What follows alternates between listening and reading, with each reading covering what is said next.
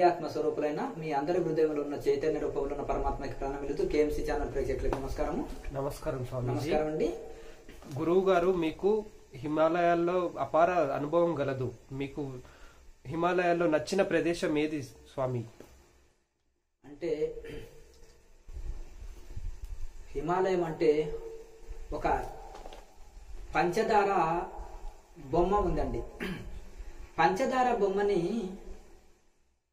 మీకు ఎక్కడ రుచిగా ఉందంటే ఏం చెప్తాము, అది ఎక్కడ తిన్నా కానీ పంచదార బొమ్మ తీయగానే ఉంటుంది. ఎందుకంటే మొత్తము ఆ పంచదార బొమ్మకు కాళ్ళు, చేతులు, ముక్కు, తల అంతా కూడా ఆ యొక్క పంచదారతో చేయబడిన ఆ యొక్క బొమ్మ అది ఎక్కడ కొనుక్కొని తిన్నా తీయగానే ఉంటుంది. ఆ చిన్నపిల్లలు కొనుక్కొని తింటుంటారు, అవి కొన్ని ఇవి ఉంటాయి కనుక. అలాగే ఈ పంచదార బొమ్మ ఏ వైపు తిన్నా కానీ రుచిగా ఉన్నట్టుగానే హిమాలయాల్లో అన్ని మ్యాక్సిమం చాలా ప్రదేశాలు కూడా, చారుధామ్ కానీ, అలాగే ఉత్తరాఖండ్లో, హిమాచల్లో చాలా పవిత్రమైన సప్త ఋషులు తపస్సు చేసిన గుహలు, అలాగే గొప్ప గొప్పనైన నది, రకరకాల నదులు, ఎన్నో జీవనదులు, అలాగే ఎన్నో ఓషధులు, వృక్షములు, గుహలు, కొండలు, ఐసు పర్వతాలు, ఎక్కడ వెళ్ళినా అద్భుతమైనవి అండి. ఒకదాన్ని ఒకటి మించింది ఒకటి ఉన్నవే ఉంటాయి మనకు. అలాగే పంచ కైలాసులు ఉంటాయి. అలాగే ఇంకా గొప్ప గొప్ప పంచగయలు, పంచ ప్రయాగలు, పంచ కాశీలు, అట్లా ఈ విధంగా అన్ని 5 కలిగి ఉంటాయి. చాలా చాలా ఇంకా లోపలికి వెళ్తే ఇంకా చాలా అద్భుతమైన ఇవి ఉన్నాయి. కానీ ఒకటి, ఎందుకంటే కేదార్నాథ్లో నా గురుదేవులు మహాసమాధి పొందారు కనుక అది నాకు గురుస్థానం అని గురువు గారు చెప్పారు కనుక ఆ ప్రాంతంలో ఆ నీలకంఠ పర్వత గుహకు, ఆ స్వరంగ గుహలో గురుదేవులు మహాసమాధి చెందారు కనుక అది నాకు చాలా పవిత్రంగా, అదంటే నాకు జ్ఞానభిక్ష పెట్టింది కనుక అక్కడ మరి ఆ యొక్క ప్రదేశం అంటే సహజంగానే నాకు తల్లిగారి ఇల్లు లాంటిది. చాలా మటుకు ఉత్తర భారత్ వెళ్ళినా, హిమాలయస్ వెళ్ళినా, తల్లిగారి ఇల్లుకి వెళ్ళిన అనుభవం నాకు కలుగుతుంది. ఆ అనుభూతి, ఆనందము, పారవశ్య స్థితి నాకు లభిస్తుంది. అందులో ఆ కేదార్నాథ్లో నీలకంఠ పర్వతంలో గురుదేవుల సమాధి మందిరమే నాకు చాలా పరమ పవిత్రంగా, చాలా ఇదిగా నాకు కనిపిస్తుంది. ఎక్కడైనా సరే మానస సరోవరము, కైలాస పర్వతము, ఓం పర్వతము, చోటా కైలాసు, కిన్నెర కైలాసు, అలాగే ఇవన్నీ శ్రీకంఠ కైలాసు, ఇవన్నీ చాలా పంచ కైలాసులు ఉన్నాయి, చాలా పవిత్రమైనవి. అలాగే ఎన్నెన్నో గుహలు, ఎన్నెన్నో ఇవి ఉన్నాయి.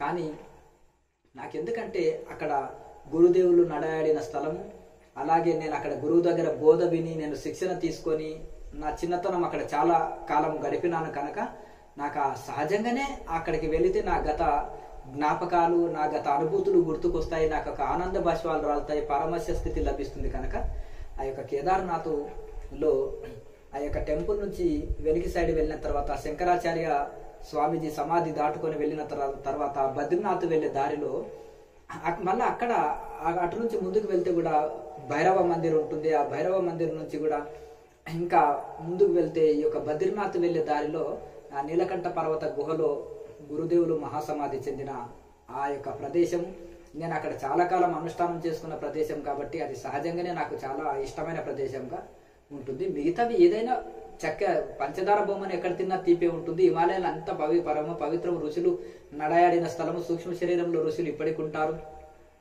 చాలా గొప్ప గొప్ప ఋషులు ఇప్పటికి అక్కడక్కడ ఉండి సజీవంగా ఉండి కూడా తపస్సు చేస్తున్నారు. కొంతమంది మహాసమాధి అయ్యారు.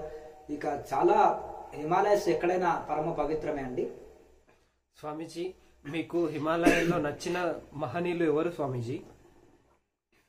హిమాలయాల్లో గొప్ప గొప్ప మహనీయులు అండి. ఇంకా వాళ్ళు ఎందుకంటే చాలా చాలా గొప్ప గొప్ప మహనీయులు ఉన్నారు. నా గురుదేవులతోటి స్వయంగా అంతటి సిద్ధ పురుషుల్ని నేను దగ్గరుండి 150 సంవత్సరాలు జీవించిన వారు, నిరాహార యోగులు, వారి సాంగత్యం నాకు లభించింది కనుక వారి పరమ పవిత్రమైన జీవితాన్ని దగ్గరుండి చూసినాను.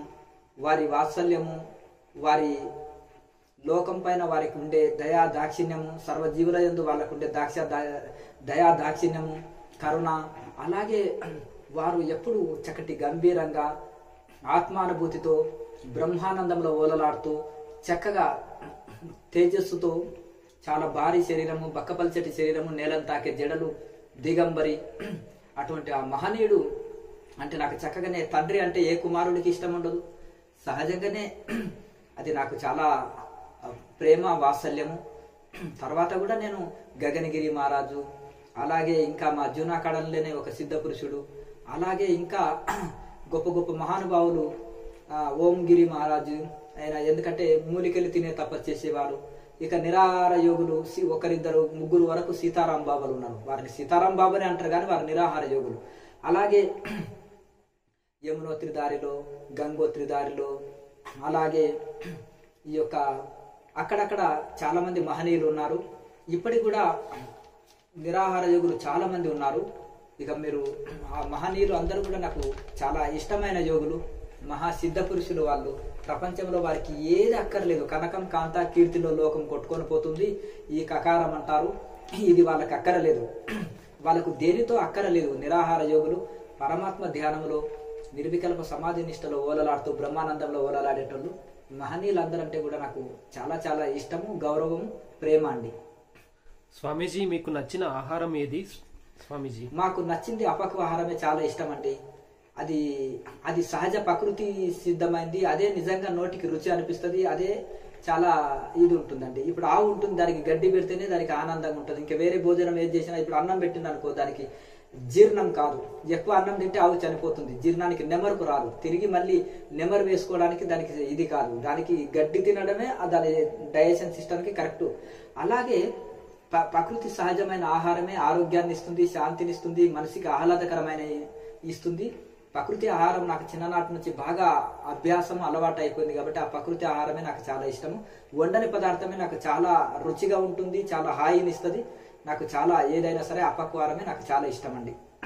స్వామీజీ మీకు నచ్చిన ఋషి ఎవరు స్వామీజీ? ఋషి అంటే ఋషుల్లో వెళితే నాకు వ్యాసుల వారు చాలా ఇష్టం అండి. ఎందుకంటే చిన్నప్పుడే తల్లి పేవు మెడలోకి వెళ్ళి బాగా తపస్సు చేసి వేదాలని, అంతరించిపోయిన వేదాలని, వేదాంతాన్ని చక్కగా మనకు అందించారు. అలాగే సప్త ఋషులు మహానుభావులు, ఒకరిని మించిన వాళ్ళు ఒకరు ఉన్నారు. అందరూ గొప్ప మహనీయులే. ఇక చక్కగా వేదాలని పునరుద్ధరించిన మహనీయుడు సుఖయోగి లాంటి మహా ఆత్మజ్ఞానిని మనకు అందించిన వారు గొప్ప గొప్ప మహానుభావులు ఉన్నారు. బాబాజీ మహారాజు క్రియాయోగంలో మనకు జ్ఞానభిక్ష పెట్టిన మహనీయులు కాబట్టి చాలా గౌరవం. వారంటే మాకు చాలా ప్రేమ కూడా. స్వామీజీ మీకు నచ్చిన గ్రంథం ఏది స్వామీజీ? గ్రంథం అంటే నాకు నచ్చిన ఉపనిషత్తులే అండి. ఎందుకంటే ఎవరు ఏది చెప్పినా ఆ ఉపనిషత్తులకి వెళ్ళి చెప్పిందే. ఎందుకంటే వైరాగ్య పరులకి ఉపనిషత్తులే ఆనందాన్ని ఇస్తాయి. వేదాంత శాస్త్రమే కావాలి. ఆ ఉపనిషత్తులో వేదాంత శాస్త్రం ఉంటుంది, యోగ శాస్త్రం ఉంటుంది, ధ్యాన శాస్త్రం ఉంటుంది. అన్ని శాస్త్రాలు ఉపనిషత్తుల్లో ఉంటాయి. ఇంకా కనుక టోటల్గా ఉపనిషత్తులు అనుకుంటే అన్ని శాస్త్రాలు అందులోనే ఉంటాయండి. కనుక హఠయోగ, రాజయోగ, మంత్రయోగ, లయయోగ అన్ని 4 శాస్త్రాలు అందులోకెళ్ళే వస్తాయి. కనుక ఆ యోగ శాస్త్రము, వేదాంత శాస్త్రము, అలాగే విచారణ, ఇవన్నీ కూడా యోగాభ్యాసము, ఇవన్నీ కూడా అందులోకి వెళ్ళి వస్తాయి. కనుక ఆ ఉపనిషత్తులు అంటేనే నాకు చాలా ఇష్టం. వేదం యొక్క అంతం వేదాంతం, వేదంలోకి వెళ్ళి వచ్చినవి ఉపనిషత్తులు, వేదం యొక్క శిరస్సులు ఉపనిషత్తులు. అది నాకు చాలా ఇష్టము, చాలా ఇది చేస్తారు. ఋషులంతా వాటినే ప్రమాణంగా తీసుకొని సాధన చేశారు. వాటినే సాధనలో ఆత్మానుభూతికి సంబంధించిన విషయాలు ఉంటాయి, సాధన రహస్యాలు ఉంటాయి. అందులోనే అన్ని, అందులో లేనిది లేదు మనకు, అన్ని అందులోనే దొరుకుతాయి. కాబట్టి ఉపనిషత్తులు అనేది మూలం అండి. ఆ ఉపనిషత్తులకు పతంజలి సూత్రాలకు భేదం లేదు, ఉపనిషత్తులకు భగవద్గీతకు భేదం లేదు. కొన్ని శ్లోకాలని ఉన్నది ఉన్నట్టు ఇందులో చేర్చారు వీరు. కనుక అవి నాకు చాలా ఇష్టం. స్వామీజీ మీకు నచ్చిన హిమాలయ గుహ ఏవి స్వామీజీ? చాలా గొప్ప గుహలు ఉన్నాయండి. గురువు గారు మహాసమాధి చెందిన ఈ యొక్క నీలకంఠ పర్వతంలోని మహాస్వరంగ గుహ, వారి సంకల్ప శక్తితో ఒక బండని దానికి రాయి వేశారు. ఇప్పుడు అది తీయడానికి ఎవరి వల్ల కాదు. అది చాలా స్వరంగ గుహ. అది చాలా తక్కువ మంది దర్శించుంటారు, పూర్వం మహనీయులు కూడా. కనుక సామాన్యులకు అది తెలియదు. ఆ గుహ అంటే నాకు చాలా ప్రేమ. ఎందుకంటే అది గురుస్థానం, గురువుదేవులు మహాసమాధి చెందింది. అలాగే పాతాళ భువనేశ్వరు అనేది ఉత్తరాఖండ్లో ఉంది. చాలా అద్భుతమైన గుహ హిమాలయాల్లో, చాలా పెద్ద గుహ, చాలా గొప్పది అది. ఆ ఉత్తరాఖండ్లో అది చక్కగా గంగోలి హాట్ అని ఉంటుంది. గంగోలి హాట్ నుంచి ఒక 10 కిలోమీటర్లు వెళ్తే ఆ అద్భుతమైన గుహ. అలాగే ఇంకా ఆ గంగోలి హాట్ నుంచి ఒక 15 కిలోమీటర్లు కొండ మీదకి వెళ్తే శివకేవ్ అని ఉంటుంది, అద్భుతమైంది. ఇంకా కింద ఇంకొకటి చిన్నది శివకేవ్, పార్వతి కేవ్ అని ఉంటుంది, గుహలు ఉంటాయి. అలాగే ఇంకా చాలా హిమాలయాల్లో చాలా చాలా గుహలు అద్భుతమైనవి ఉన్నాయండి. అయితే ఇక్కడ ద్వారహాట్లోని బాబాజీ కేవ్, మహోతార్ బాబాజీ కేవ్ కూడా గుహ కూడా అది లోపలికి 1 కిలోమీటర్ వెళ్ళిన తర్వాత త్రయంబక గుహ అంటారు. త్రై అంటే 3 గుహలు అనమాట. అది ఒకటి ఈ కైలాస మానస సరోవరానికి వెళ్తుంది, ఇంకా మిగతావి ఒక సైడ్ బద్రీనాథ్ కేదార్నాథ్ వెళ్తుంది, ఇంకా అక్కడ అద్భుతమైన ఈ యొక్క హిమాచల్కు ఒకటి వెళ్తుంది. అయితే అక్కడ ఒకటి ఏంటిదంటే చాలా మంది ఆ గుహలకి వెళ్ళి తప్పిపోయి రాక అక్కడే ఎముకలై మిగిలారు కనుక ఆ గుహల్ని ఇప్పుడు పూడ్చివేశారు. బాబాజీ కేవ్ నుంచి వెనక ఒక గోడ పెట్టినట్టు ఉంటుంది. అది ఆ గోడ పెట్టింది ఎందుకు పెట్టేశారంటే ఆ గుహలోకి వెళ్లకుండా. అక్కడ 1 కిలోమీటర్ గుహలోకి వెళ్ళిన తర్వాత అక్కడ ఇంకా 3 స్వరంగ గుహలు, త్రయంబక గుహ అంటారు. ఇప్పుడు ఈ మెయిన్ గుహకు రాయి కట్టారు, గోడ పెట్టారు కనుక ఇంకా మళ్ళీ అక్కడి నుంచి కిలోమీటర్ వెళ్తే అక్కడ 3 గుహలు ఉంటాయి కదా, 3 స్వరంగ గుహలు. ఇప్పుడు ఇంకా ఆ గుహలకు వెళ్ళడానికి అవకాశం లేదు. ఇక్కడ ప్రారంభంలోనే 1 గుహకే మూత పెట్టేసి చిన్న ఒక గదిలాగా ఏర్పాటు చేశారు. అది కానీ ఆ గుహ చాలా ఋషులు మునులు తపస్సు చేసిన అద్భుతమైన గుహ. ఆ బాబాజీ కేవ్ నుంచి పక్కనే ఇంకొక గుహ ఉంటుంది. అది ఒక బండకు ఒక రాయిలాగా ఉంటుంది. అది అందరూ పోనీక రాదు. అందులో ఒక బల్లిలాగా ప్రాకి వెళ్ళి ఇలా తిరిగేది ఉంటుంది. అది కొంత చిన్న గుహలే. హిమాలయంలో చాలా అద్భుతమైన గుహలు చాలా ఉన్నాయండి. ఉత్తరాఖండ్లో చాలా మందికి దగ్గరికి వెళ్ళిన దాకా కనిపించవు. చెట్ల మధ్యలో, పొదల మధ్యలో, రాళ్ల మధ్యలో ఉంటాయి. చాలా గుహలు. నేను అవధూతలని, యోగులని దర్శించిన గుహలు చాలా ఉన్నాయి. స్వామీజీ, మీరు దర్శించిన కొందరు సిద్ధ పురుషుల గురించి చెప్పండి స్వామీజీ. అంటే ఋషులు కూడా ఇల్లు కట్టుకోలేరు, కుటీరం వేసుకున్న హిమాలయంలో తడిసిపోతుంటుంది, ఐసు పడుతుంది కనుక గుహలే కరెక్ట్. హిమాలయంలో ఋషులకి గుహల వెళ్తే కొంచెం ఐసు ఒక పక్కకున్న ఒక సైడ్ కన్నా ఉండడానికి వస్తుంటుంది. చాలా అద్భుతమైన ఇవి. అందుకనే ఋషులు, ఆ పరమేశ్వరుడు ఋషులకు ఇళ్లలాగా గుహలను ఏర్పాటు చేశారు. మేము దర్శించిన హిమాలయ యోగులు అంటున్నారా? దర్శించిన సిద్ధ పురుషుల గురించి. సిద్ధ పురుషులు చాలా మంది మహనీయులను మేము దర్శించినాము. వారు అందులో ఈ యొక్క గగన్గిరి మహారాజు నీటి అడుగు భాగంలో తపస్సు చేసే మహనీయుడు. అలాగే చమత్కారి బాబా ఉంటుంటేనే మాయమైపోతాడు. అలాగే ఒక్కరికి కావలసిన భోజన పదార్థం ఉంటే కొన్ని వేల మందికి భోజనాన్ని, అదే ఒక్కరి భోజనాన్ని 1000 మందికి తయారు చేయగలుగుతాడు. చాలా సిద్ధ పురుషుడు ఆయన. మాకు ఓంకార క్రియ అనేది అది మన అంశక్రియ టెక్నిక్ చెప్పారు. అది నీలకంఠ పర్వతం వెళ్లే దారిలో ఆ మహనీయుడు. చాలా మహనీయులు ఇప్పుడు మహాసమాధి చెందారు. అక్కడ ఈ యొక్క జూనాకాడలు కూడా ఉట్టి ఆకులలం తినేటోళ్ళు, ఒక మూలిక తింటే సంవత్సరం ఆకలి కాని మూలికలు తింటూ ఉండే ఋషులు, గొప్ప వాళ్ళు హిమాచల్లో, ఉత్తరాఖండ్లో, హిమాలయంలో, కాశ్మీర్లో అక్కడక్కడ గొప్ప మహనీయులు అప్పుడు పూర్వం చాలా మంది ఉండేవాళ్ళండి. ఇప్పుడు కాశ్మీర్ అంటే ఇంకా అది ఒక యుద్ధ భూమి లాగా మారిపోయినందుకు ఇప్పుడు ఆ సాధులు, సన్యాసులు అక్కడ ఎవరు లేకుండా వెళ్ళి ఇచ్చి ఇప్పుడు ఉత్తరాఖండ్ లేదా హిమాచల్లో, లేదంటే అక్కడ టిబెట్ సైడ్, లేకపోతే నేపాల్ కూడా వెళ్ళిపోయారు. నేపాల్లో కూడా చాలా స్వేచ్ఛ ఉంటుంది, సాధులకు మంచి అనుకూలాలు ఉంటాయి. అక్కడ చాలా ఇవి ఉన్నాయండి. అయితే అందులో చాలా మహనీయులు అగ్నిస్తంభన చేసేవాళ్ళు, జలస్తంభనం చేసేవాళ్ళు ఉండేవాళ్ళు. హఠయోగి బాబా అని మనము కేదార్నాథ్లో పాతదారి, ఇప్పుడు కొత్త దారి వేశారు కానీ పాత దారిలో లోయలో ఒక చెట్టుకు గబ్బిలంలా కాలబడి తపస్సు చేసేవాళ్ళండి. వారు ఎట్లంటే తన పేగులను కూడా బయటికి తీసి ఉతికి ఆరేసేవారు. అంత గొప్ప మహనీయుడు ఆయన. నిరాహార యోగి. ఆయన దగ్గరికి ఎవరు వెళ్ళినా కానీ చాలా విచిత్రమైన కాలు దగ్గర, చేతుల దగ్గర కూడా అక్కడ అది చాలా మంది ఖండన యోగం అని మరి షిరిడి సాయిబాబా గురించి చెప్తారు కదా. ఖండన యోగం అంటే అదేదో యోగం అని. ఖండనం అంటే కట్ చేయబడడం, అంటే ముక్కలుగా నరికి వేయబడడం. ఖండనం అంటే ఖండించబడడం, అంటే తన శరీరాన్ని ముక్కలుగా చేసి మళ్ళీ అతుక్కోవడాన్ని ఖండన యోగం అంటారు. ఖండనం అంటే ఖండించడం అనమాట, ముక్కలుగా ఖండించడం. అంటే శరీరాన్ని ముక్కలుగా సంకల్పం చేత ఖండించి కూడా అతుక్కోగలుగుతారు వాళ్ళు. అయితే ఎవరన్నా పామర్లు అటువైపు వచ్చినప్పుడు ముక్కలు ముక్కలుగా పడి ఉంటే భయపడి పారిపోతారు. కనుక అక్కడ మళ్ళీ ఏదన్నా ఒక అవన్నీ చూసే వరకే భయపడతారు. కనుక అట్లా వాళ్ళు ఒక చెట్టులాగా పుట్టలాగా మారిపోవడము, లేదంటే ఒక పక్షిలాగా మారిపోవడము, అక్కడే ఒక రాయిలాగా కలిసిపోతే ఎవరు గుర్తిస్తారు? గుర్తించరు కదా. లేకపోతే సూక్ష్మంగా మారిపోయినారు అనుకోండి, వాళ్ళ కంటికి కనిపి మనకు సూక్ష్మ క్రిములు మనకు కనిపించవు, గాలిలో నీరులో అన్నిట్లో ఉన్నాయి. ఒక సూక్ష్మంగా ఒక చిన్న అణువు పరమాణువు ఉంటది కదండి, ఒక అణువులాగా మారిపోతే ఎవరికి కనిపించరు కదా. అట్లా కూడా వాళ్ళ సంకల్పం చేత అణువులాగా మారిపోయే మహనీయులు కూడా ఉంటారు. ఎవరికి దర్శనం ఇవ్వాలనో ఎవరితోటి మాట్లాడాలనో వాళ్ళతోటే మాట్లాడతారు. వాళ్ళు అతి తక్కువ మంది వైరాగ్య పనులతోటి కొద్ది మందితోటి మాట్లాడడం, ఏదన్నా ఒకరిద్దరికి కొద్ది మందికి శిక్షణలు ఇవ్వడం కానీ ఉంటూ, కొంతమంది స్థలాలు మారుస్తుంటారు, కొంతమంది ఒకే దగ్గర ఉంటుంటారు.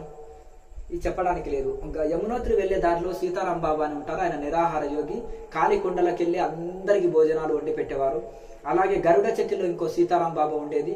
ఆయన కూడా మొత్తం కాలి కుండలకి వెళ్ళి అన్ని పదార్థాలు వండి పెట్టేది. ఆయన నిరాహారి బాబా. ఇంకొకటి గంగోత్రి పోయే దారిలో కూడా ఇంకొక ఆయన సీతారాం బాబానే ఉండేది. ఆయన కూడా కాలి కుండలకి వెళ్ళి ఏదంటే అది వండి పెట్టేవాడు. ఆయన చిన్న గుహనే, ఆయన 4x4 గుహనే, ఒక రాతి గుహ, ఒక రాతికే గుహలాగా తొలిచారు. అందులో ఏ పదార్థాలు ఉండవు, ఏముండవు. ఎప్పుడు పోయినా వాళ్ళకి సబ్జీ, రోటీ, ఇవన్నీ రకరకాల పదార్థాలు ఇచ్చేవారు. అలాగే ఇంకా కొంతమంది జూనా కాడలో కూడా జడిబూటి బాబా అంటారు. అంటే ఒక మూలిక తింటే సంవత్సరం ఆకలి కాదు. ఆయన ఒక మూలికలే తీసుకుంటూ తింటూ ఇంకంతే, ఇంకా తపస్సులో ఉండేవారు. అంత ఎముకలే తేలినాయి ఆయనకి. అట్లా ఇటువంటి వాళ్ళు చాలా గొప్ప మహానుభావులు ఉన్నారు. ఇప్పుడు మా గురువు గారు అవధూత గిరి మహారాజు గారు కూడా నిరాహార యోగి. భూమిని తాకే జడలు, బక్కపల్చటి శరీరం, 150 సంవత్సరాల వయసు. ఆయన చాలా రహస్యమైన యోగి, గొప్ప క్రియాయోగంలో పరాకాష్ఠ చెందిన మహనీయుడు. ఇట్లా వారి మిత్రులు చాలా మంది ఉంటుండే. ఒక ఆయనకి కాళ్ళే లేకుంటుండే ఒక యోగి, ఆయన మహాసిద్ధ పురుషుడు. అట్లా మా గురువు గారు దర్శించమన్న యోగుల్లో ఆయన రెండు కాళ్ళు లేని యోగి ఒక ఆయన మహాసిద్ధ పురుషుడు. గంగ పక్క నుండి గంగలో స్నానం చేయలే ఆయన, అంత గొప్ప సిద్ధ పురుషుడు. కానీ ఆయన శరీరంలో సువాసనలు వెదజల్లేది. ఇంకా చాలా మంది మహనీయులు వాళ్ళు కొంతమంది ఆకులము తింటూ ఉండే వాళ్ళు కూడా వాళ్ళ మలాన్ని బంగారంగా మార్చేవాళ్ళు. వాళ్ళు మలం కూర్చుంటేనే బంగారం, వాళ్ళు మలం కూర్చుంటేనే ఐసుగడ్డను తాకితేనే డైమండ్స్. అట్లా కొత్త సాధకులకి భ్రమ పెట్టి వీడికి ఏమైనా ధనం మీద ఆశ ఉందా అని ఆశ చూపి అది తీసుకొని వెళ్తే దగ్గరికి రానివ్వపోయేది. అది దాని మీద పట్టించుకోకుండా వాళ్ళని దాన్ని తాగకుండా ఇది విలువైంది అనకుండా అది ఒక రాయిలాగానే చూసినాం అనుకోండి, అప్పుడు దగ్గరికి కూర్చొని 2 మాట్లాడడము, 2 బోధించడము చేసేవారు. అట్లా ఎంతైనా చాలా మితభాషి, మితంగా మాట్లాడతారు, చాలా రహస్యంగా ఉంటుంటారు.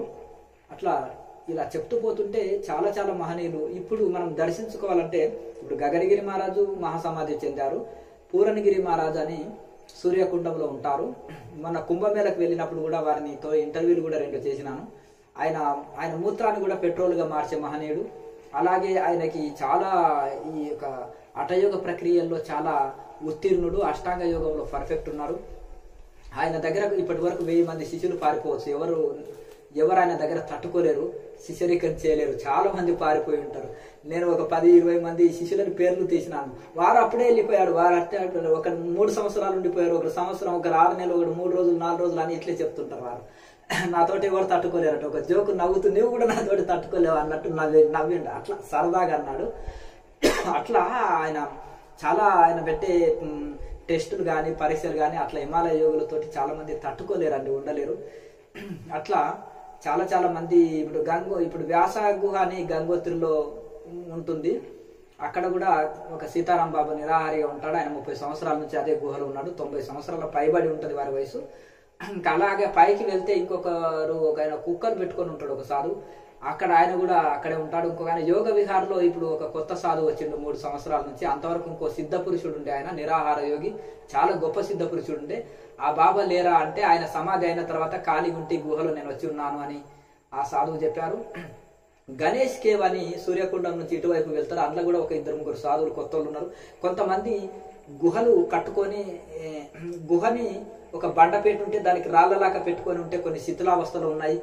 అప్పుడు ఒక గుహ కూడా ఖాళీ లేకపోతుండే, వందలు ఏ గుహలైనా మొత్తం సాధకులతో టికెట్లు ఆడుతుండ్రి. ఇప్పుడు అంత వైరాగ్య పనులు చూద్దామంటే అతి తక్కువ మంది. ఈ యొక్క ఐసు పడేటప్పుడు అందరు కిందికి దిగుతారు, ఐసు మళ్ళీ యాత్ర స్థలంలో పోతుంటారు. యాత్ర స్థలంలో కొంచెం రద్దీ ఉంటుంది. అంటే గుడి చుట్టూ ఇక్కడిక్కడ రద్దీ ఉంటుంది, కానీ ఎక్కడో దూరంలో గుహలో ఉండేటోళ్ళ దగ్గరికి ఎవరు పోరు. ఇంకా రహస్యంగా ఉండేటోళ్ళు, మౌనంగా ఉండేటోళ్ళు ఎవరిని డిస్టర్బ్ చేయలేరు. అక్కడ ఐసు పడేటప్పుడు కూడా అక్కడే ఉంటారు. ఇంకా చాలా తపోవన్ కానీ గోముఖ్ కానీ ఇంకా అక్కడ పైకి వెళితే ఇప్పటి కూడా గుహల్లో అక్కడక్కడ సిద్ధ పురుషులు, నిరాహార యోగులు, సూక్ష్మ శరీరంలో ఉండేటోళ్ళు మహనీయులు చాలా మంది ఉన్నారు. వాళ్ళని గుర్తించి చేరడం అనేది కష్టం. ఉప్పు కర్పూరం ఒకలాగా ఉంటుంది. ఉప్పు నిప్పు మీద వేస్తే చిటపట అంటది, కర్పూరం వేస్తే జ్యోతి అయి పెరుగుతుంది. అలాగే గడ్డాలు, మీసాలు, వస్త్రాలు సాధువులు ఒకేలాకున్నా వాళ్ళని గుర్తించి పోగలగాలి. బట్టలు లేకుంటే పిచ్చోడు అనుకోవచ్చు, వస్త్రాలు వేసుకుంటే మామూలు సాధువులకి వాళ్ళకి తేడా ఏముండదు కదా పెద్దగా.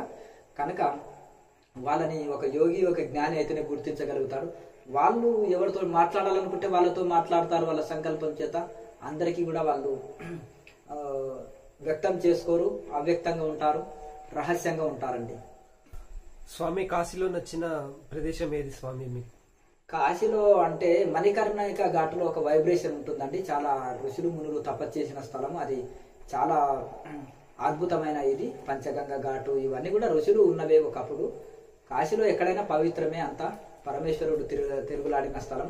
ఒకప్పుడు అఘోరులు కూడా అద్భుతంగా గొప్ప మహానుభావులు ఉండేవాళ్ళు. ఇప్పుడు ఒక వేదాంతం చదవాలంటే ఇప్పుడు కూడా కాశీనే.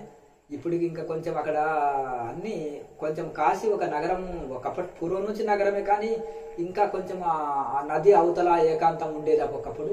ఇప్పుడు అది రద్దీగా అయినందుకు ఋషికేశ్, హరిద్వార్ ఎక్కువ సాధువులు వెళ్ళిపోయారు. ఇంకా అక్కడి నుంచి కూడా ఇంకా రద్దీ అయితే కొండల్లో అక్కడక్కడ గుహల్లో సెటిల్ అయినారు ఇప్పుడు. ఇంకా హరిద్వారులో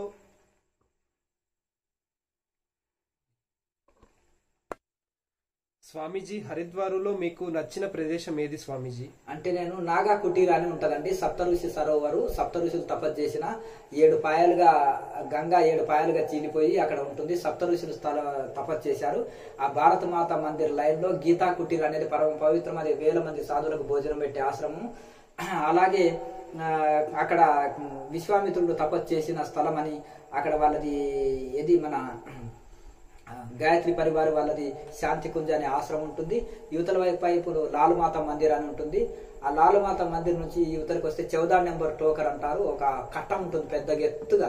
ఆ కట్టపైకి ఎక్కాలి, మళ్ళీ కట్టపైకి దిగితే ఆ కిందికి వెళ్తే ఆ నదీ తీరంలో నాగా కుటీర అనే దగ్గర నేను చాలా కాలం ఉన్నా. ఆ యొక్క సప్తఋషి సరోవరంలో ఆ గంగలో స్నానం చేసుకోవడం, ఆ రుద్రాక్ష చెట్లు అక్కడ చక్కగా అద్భుతమైన అది అరణ్యం లాగా ఉండే. అప్పుడు చాలా ప్రశాంతత స్థితిని నేను అప్పట్లో అనుభవించేవాడిని. అన్ని కుటీరాలే వేసి ఉంటాయి ఇప్పటికి కూడా. అక్కడ దుని కూడా 100 సంవత్సరాల నుంచి పెరుగుతూనే ఉంటుంది. ఆ యొక్క మా సీనియర్స్ అయిన నాగబాబాలు, నాగసాధువులు అక్కడ ఉంటుంటారు. కొంతమంది అక్కడ హిమాలయస్ ఇంకా లోపలికి వెళ్ళిపోయారు, అప్పుడు బాగా ఉంటుండ్రి.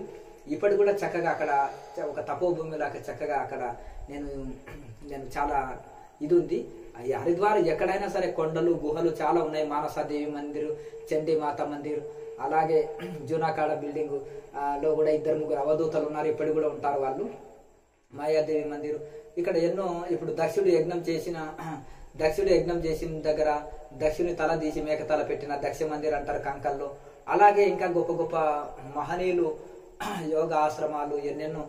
అంత ఎక్కడైనా పవిత్రమే హిమాలయాలు కదా. అది హిమాలయ ప్రారంభం, హరికి ద్వారం. ఈ యొక్క హరిద్వారము హిమాలయాలకు ముఖద్వారం లాంటిది హరిద్వారం. గంగా తీరం ఎటు చూసినా హరికిపుడియ ఘాట్ అనేది చాలా పరమ పవిత్రమైంది అనమాట. మణికర్ణిక ఘాట్ కాశీలో ఎట్లనో ఇక్కడ అది కూడా అంతటా గంగా పవిత్రమే. కానీ కొన్ని పర్వత స్థలాల్లో అక్కడ ఎందుకంటే అక్కడ కుంభమేళ స్నానం జరుగుతుంది, అది కొంచెం పరమ పవిత్రమైంది కనుక అది ఇవన్నీ కూడా అన్ని చాలా ప్రసిద్ధి చెందిన తపోభూములే అండి ఇవన్నీ. స్వామీజీ, మీకు నచ్చిన కుంభమేళ ఏది స్వామీజీ? హరిద్వార్ కుంభమేళ అనేది హిమాలయకు ముఖద్వారం హరిద్వారది కనుక అక్కడ సాధువులు ఎక్కువ వస్తారు. సహజంగానే భక్తులు కూడా మిగతా కుంభమేళల కంటే అక్కడే ఎక్కువ వస్తారు.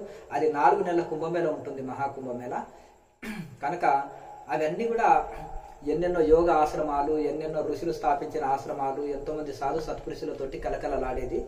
ఆ యొక్క హరిద్వార్ కుంభమేళనే అన్ని కుంభమేళల కంటే కూడా చాలా గొప్పదండి. స్వామీజీ మీకు నేను సన్యసించడం కూడా హరిద్వార్ కుంభమేళనే సన్యసించిన, చాలా అద్భుతమైంది. స్వామీజీ నేపాల్లో మీకు నచ్చిన గుహలు ఏవి స్వామి? నేపాల్లో చాలా అద్భుతమైన గుహలు ఉన్నాయండి. అక్కడ సిద్ధ కేవ్ అని అంటారు. అక్కడ బండిపూర్ను వెళ్లే దారిలో సిద్ధ కేవ్ అని ఉంటుంది. చాలా అద్భుతమైన, ప్రపంచంలో చాలా పెద్ద వింత అండి. ఇక అద్భుతమైన గుహ అది. ఆ గుహని నేను పులకించినాను, చాలా అద్భుతంగా పులకించినాను. ఇక బండిపూర్ వెళ్లే దారిలో ఉంటుంది.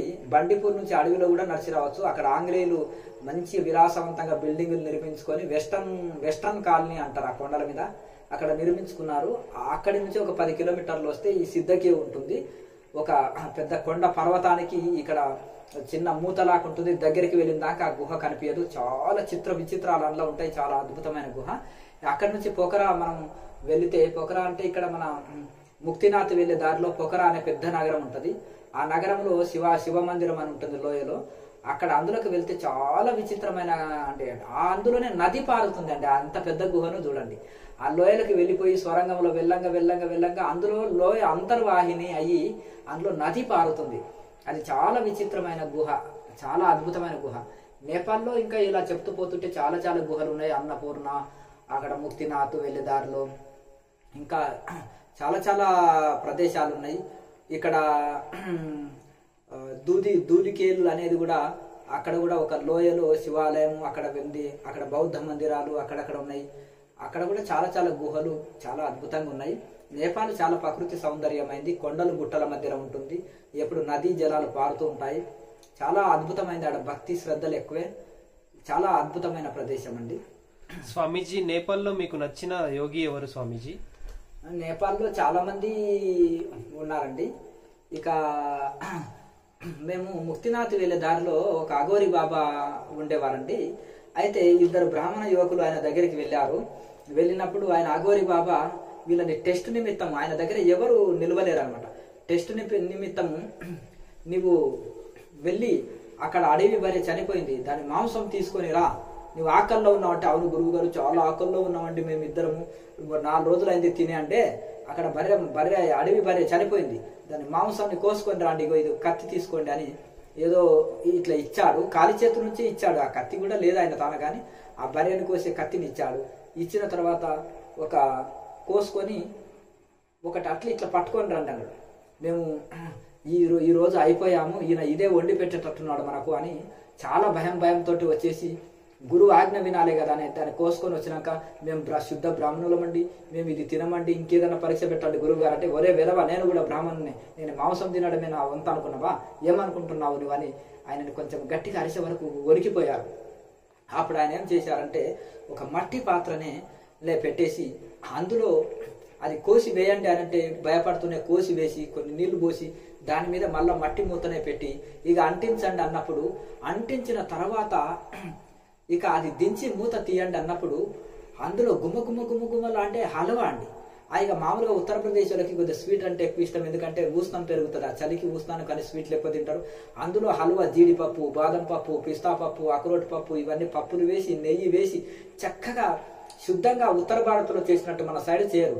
ఆ యొక్క రవ్వని ఏంచి పాలు పోసి రకరకాలుగా ఇది చేస్తారు, చాలా బాగా చేస్తారు అనమాట. ఆ హల్వా గుమ్మలాడుతూ అందులో ఇంత బెల్లం వేసి చేస్తారు.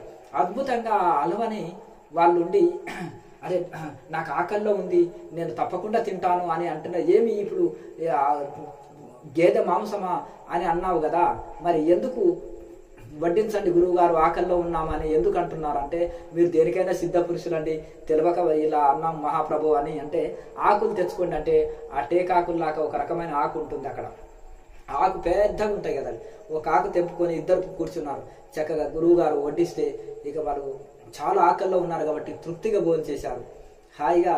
ఇక అది తిన్న తర్వాత చాలా రుచిగా ఉందండి, చాలా రుచిగా ఉంది అంటే, ఒరే ఇది గేదె మాంసం రా, ఎలా తింటున్నారు, మీకు సిగ్గు లేదా అని అంటే, గురువు గారు లేదండి మీ చేతుకుంటే ఏది ఇచ్చినా అమృతమే, ఇది హల్వా అయిపోయింది గురువు గారు, మీరు దేనైనా మార్చి దేనైనా ఇది చేయగలుగుతారండి సిద్ధ పురుషులని అన్నప్పుడు నేను కూడా ఆ పక్కనే ఉన్నాను. చాలా అటువంటి సిద్ధ పురుషుడు ఆయన అఘోరి బాబా అంటారు. ఆయన దగ్గరికి ఎవరు పోరు, ఆయన టెస్టులను తట్టుకోలేరు. ఇంకా ఈ ఇద్దరిని కూడా ఆయన కొంచెం ఏదో ఉపదేశం చేసి ఇక పంపించాడు, ఇక్కడ ఎవరిని చేర్చుకోలేడు, పోండి కొన్ని రోజులు 3 ఏళ్ళు సాధన చేసుకున్న తర్వాత రండి అని చెప్పి పంపించుండే. ఇంకా ఏదో మీ అదృష్టం, మా అదృష్టం, ఈ గురువు గారు ఎవరిని రానియరు, మా తలరాత చక్కగా ఉన్నది అని వాడు చెప్పేవారు. అట్లా అక్కడక్కడ దూలికేలి లోయలో సీతారాం బాబు ఉంటాడు. ఆయన 100 సంవత్సరాలు ఆయన మౌనంలో ఉంటాడు. ఆయన జడలు కప్పు, తలకు పెద్దగా చుట్టూ ఉంటాడు. ఆయన ఒక నెక్కర్ వేసుకుంటాడు, ఒక షర్ట్ వేసుకుంటాడు. ఆయనని ఇది ఉండదు, ఆ యొక్క పెద్ద కొప్పు ఉంటుంది. నేపాలి వాళ్ళకు గడ్డము ఎక్కువ పెరగదు, మీసాలు గడ్డము చిన్నగా ఉంటాయి. ఇక పెద్ద కొప్పు వేసుకొని ఉంటాడు ఆయన. అక్కడ ఒక నాగసాధువు ముక్తినాథ్ వెళ్ళాలంటే ఇంకా నెల తర్వాత వెళ్ళాలి, పర్మిషన్ లేదంటే అక్కడికి వచ్చేస్తే ఆ గుళ్ళో పూజ చేసుకొని ధ్యానం చేసుకొని సైగ చేసి చూపెట్టాడంట ఆ నేపాలి బాబా అక్కడే ఉండి. అట్లా అక్కడ కూడా కొంతమంది ముక్తినాథ్ వెళ్ళే దారిలో కానీ అక్కడక్కడ తీర్థస్థలాల్లో కానీ ఆ నేపాలి బాబాలు కూడా అవధూతలు యోగులు చాలా మంది ఉన్నారు. స్వామీజీ, టిబెట్ లో మీకు నచ్చిన యోగి ఎవరు స్వామీజీ? టిబెట్ లో ఒక గురువు గారు గురువారం ఒక రోజే మాట్లాడుతుండ్రి. ఆయన ఏం చేశాడంటే ఒక 2 రాళ్ళు కొండలాక ఇంత ఉంటది చిన్నది, ఇట్లా వెళ్తే అట్లా స్వరంగం ఉంటది, అది గుహ. దానికి ఒక బండపేట లాంటిది ఇట్లా డోర్ వేసుకుంటాడు. ఆయన గురువారమే వచ్చి 2 మాటలు మాట్లాడతారు. ఆ కొండ జాతి వాళ్ళందరూ వచ్చేసి ఆయన దగ్గరికి మొక్కి ప్రణమిల్లి ఏదైనా 2 మాటలు చెప్తే వినిపోతారనమాట. ఆయన చాలా సిద్ధ పురుషుడు. ఆయన 100 సంవత్సరాల పైబడే ఉంటాయి, ఇంచుమించు 100-120 సంవత్సరాల పైనే ఉంటాయి. ఆయన చాలా చాలా చాలా సిద్ధ పురుషుడు. ఎవరు పోయినా కానీ ఎవరు ఏం చేశారనేది అన్ని చెప్పేస్తారు. మీరు మాంసం తిని వచ్చారు, వెళ్ళిపోండి అని దగ్గరికి రానివ్వరు. ఎందుకంటే వాళ్ళు ఆ కొండ జాతి వాళ్ళు ఎక్కువ అక్కడ కూరగాయలు అవి పండగ అవే తీసుకుంటుంటారు ఆ యొక్క టిబెట్ ప్రాంతంలో. ఇక వాళ్ళు గురువు గారు ఎక్స్రే మిషన్ లాంటి వాళ్ళు కాబట్టి ఎవరెవరు ఏమి చేసింది అంతా ఇది చెప్పేదనమాట. నేనేం చెప్పినా మీరేం చేస్తుంటారని ఎక్స్రే మిషన్ లాంటి వారు ఆయన. మొత్తం భవిష్యత్తు అన్ని చెప్పేవాళ్ళు. మీరు ఏం చేసిండ్రు, ఎట్లా మీ జీవనం ఏంటిది అనేది ఎక్స్రే మిషన్ లాగా మన జీవితాన్ని మొత్తం చెప్పేవారు మా మహానుభావుడు. ఆయన చాలా గొప్ప సిద్ధ పురుషుడు. అట్లా ఇంకొక సిద్ధ పురుషుడు ఏముండేదంటే మానస సరోవరం సైడు వాళ్ళ గురువు ఒక ఆయన ఉంటే, ఇక్కడ నువ్వు రావాలనంటే ఇంత చలిలో నువ్వు రాలేవు అని వాళ్ళకి అద్భుతంగా ఒక భిక్ష పాత్ర ఇచ్చాడని వాళ్ళ గురువు గారు. నువ్వు సంకల్పం చేత సాదా భోజనం నువ్వు ఏది కోరుకుంటే ఆ భిక్ష పాత్ర నుండి మధ్యాహ్నము ఒక భిక్ష తయారవుతుంది. ఆ భిక్ష పాత్ర మీద అక్షయ పాత్ర లాగా దాని మీద మూత పెట్టేసి నమస్కారం చేసుకొని పాత్రని గురువుని స్మరించుకుంటే ఆయనకి ఏదో రోటీ సబ్జీ ఏదో ఇంకా ఒక ఆహారం వచ్చేది. అది గురువుని ప్రార్థన చేసుకొని అవి ఒక విస్తరిలో ఒక ఆకు టేకాకు లాంటిది ఏదో ఒకటి ఆకు తెంపుకొని అందులో పెట్టుకొని ఇక తినేవాళ్ళు. ఒక మట్టి పాత్ర ఇక్కడ పక్కన పెట్టుకునేవారు, అదే రాతి పాత్ర. అందులో నీళ్లు ఆ పక్కనే నది ఉంటది కనుక నీళ్లు తెచ్చుకునేవాడు. ఇక ఆహారం అలా తీసుకునేవాడు. అయితే అది మాకు గురు పరంపర నుంచి వచ్చింది. వాళ్ళ గురువు వాళ్ళ శిష్యుడు 5 తరాల నుంచి వస్తుందంట ఆ పాత్ర. వాళ్ళ గురువు మొదటి గురువు వాళ్ళ శిష్యుడికి ఇచ్చారంట, వాళ్ళ శిష్యుడు ఆయన వాళ్ళ శిష్యుడికి ఇచ్చారంట, ఆయన వాళ్ళ శిష్యుడికి ఇచ్చారంట, ఇప్పుడు నీకు అందింది అన్నారంట. మరి మానస సరోవరం సైడు మీరు అక్కడ కొండ గుహల్లో ఉంటారు కదా గురుగారు, నేను అక్కడ వస్తా అంటే ఒరే పిచ్చివాడ, అక్కడ ఆహారం దొరకదు, ఏం దొరకదు, నీవు ఆహారం తినేవాడివి. ప్రస్తుతం కొంతకాలం ఇక్కడ తపస్సు చేసి ఆ సిద్ధి పొందిన తర్వాత మళ్ళీ ఇక్కడ వచ్చేతువు. నన్ను కూడా మా గురువు గారు ఇదే గుహలో ఉంచి ఇదే పాత్ర ఇచ్చాడు. ఇది వారసత్వంగా పరంపరగా అందుతుంది. ఇక నువ్వు వైరాగ్యం శరణాగతి ఉంది కదా, ఈ గుహలో నీవు కూడా కొంత సిద్ధి పొందు, తర్వాత ఆ ప్రాంతానికి వస్తువు. ఈ మా గురువులంతా కూడా పరంపరగా వాళ్ళ శిష్యులను ఇదే గుహలో ఉంచి ఇదే పాత్ర ఇచ్చి ఇక్కడే ఉంచి ఈ సిద్ధి పొందిన తర్వాత తిరిగి మళ్ళీ అక్కడికి ఆహ్వానిస్తుంటారు. ఇది పరంపరగా వస్తుంది అని చెప్పేవారు. అట్లా ఈ విధంగా మరి గురువు గారు మళ్ళీ నేను మిమ్మల్ని దర్శించాలంటే ఎట్లా అంటే, ఒక గురువు గారి 2 పాదుకలు ఉంటాయండి. ఆ పాదుకల్ని నెత్తి మీద పెట్టుకుంటే అవి తీసుకొని వెళ్తాయి గురువు గారి దర్శనానికి. ఎప్పుడు వెళ్తారంటే 2-3 సంవత్సరాలకు ఒకసారి నేను మా గురువు గారి దర్శనానికి వెళ్తాను. గురు పౌర్ణమి రోజు సంవత్సరం వెళ్ళి అక్కడ గురువు గారితో సందేహాలు తొలగించుకొని సత్సంగం చేసుకుంటాను. మళ్ళీ గురువు గారి పాదుకలు నెత్తిన పెట్టుకొని గురువు గారిని స్మరిస్తే మళ్ళీ వచ్చి గుహకాడు ఉంటాడు అనమాట. అట్లా ఆ విధంగా అంత సిద్ధ లీలా పాదుకలు, దాని దత్త పాదుకలు అంటారనమాట వాటిని. అని వాటికి వాళ్ళ పరంపర నుంచి వచ్చింది అనమాట ఈ పాత్ర, అది ఆ 2 పాదుకలు అనేది అతనికి వారికి పరంపరగా వచ్చిందనమాట. తిరిగి ఆ నిరాహార యోగి స్థితికి వచ్చిన తర్వాత తిరిగి మళ్ళీ ఆయన వాళ్ళ గురువులు ఉండే గుహలకు చేరువలో వాళ్ళ సంకల్పం చేత కొన్ని సృష్టించుకున్న గుహలు ఉన్నాయి. అది మనుషులకు కనిపించవన్నమాట. అది సూక్ష్మాతి సూక్ష్మ గుహలు అనమాట. మనుషు కంటికి కనిపించలేవు, కనిపించేటివి కావు. ఒక ఒక ఋషులకి, గొప్ప గొప్ప మహానుభావులకి, సిద్ధ పురుషులకి ఆ గుహలు కనిపిస్తాయి. ఇక సామాన్యులకు కనిపించవన్నమాట. ఓహో, ఈడ ఒక ఋషి ఉన్నాడు, ఒక గుహ ఉంది, దీనికి ఒక బండ వేసుకున్నాడు అనేది ఒక సిద్ధ పురుషుడే అది గ్రహించగలుగుతాడు. సామాన్యులు గ్రహించలేరు అనమాట. అక్కడక్కడ చాలా ఇది ఉన్నారు. అలాగే ఇంకా క్రియాయోగులు కూడా పరమహంస యోగానంద శిష్యులు కానీ, అలాగే ఇంకా గొప్ప గొప్ప మహానుభావులు హంసస్వామి కేవలానంద గారి శిష్యులు, అలాగే బాదూరి మహాశయ శిష్యులు, రామ్ గోపాల్ మంజుదార్ గారి శిష్యులు, వాళ్ళ శిష్యులు కూడా కొంతమంది అవధూతల్లాగా ఈ మానస సరోవరము, టిబెట్, అక్కడక్కడ హిమాలయాల్లో కూడా చాలా మంది మహనీయులు అవధూతల్లాగా ఉన్నప్పుడు మా గురువు గారు వీరిని కలువు అంటే ఇక్కడ క్రియాయోగులు ఉన్నారా గురువు గారు అంటే, ఎందుకు లేరు నాయన, హిమాలయాల్లో చాలా మంది ఉన్నారని అడ్రస్లు చెప్పి మరీ పంపించారు మా గురువు గారు.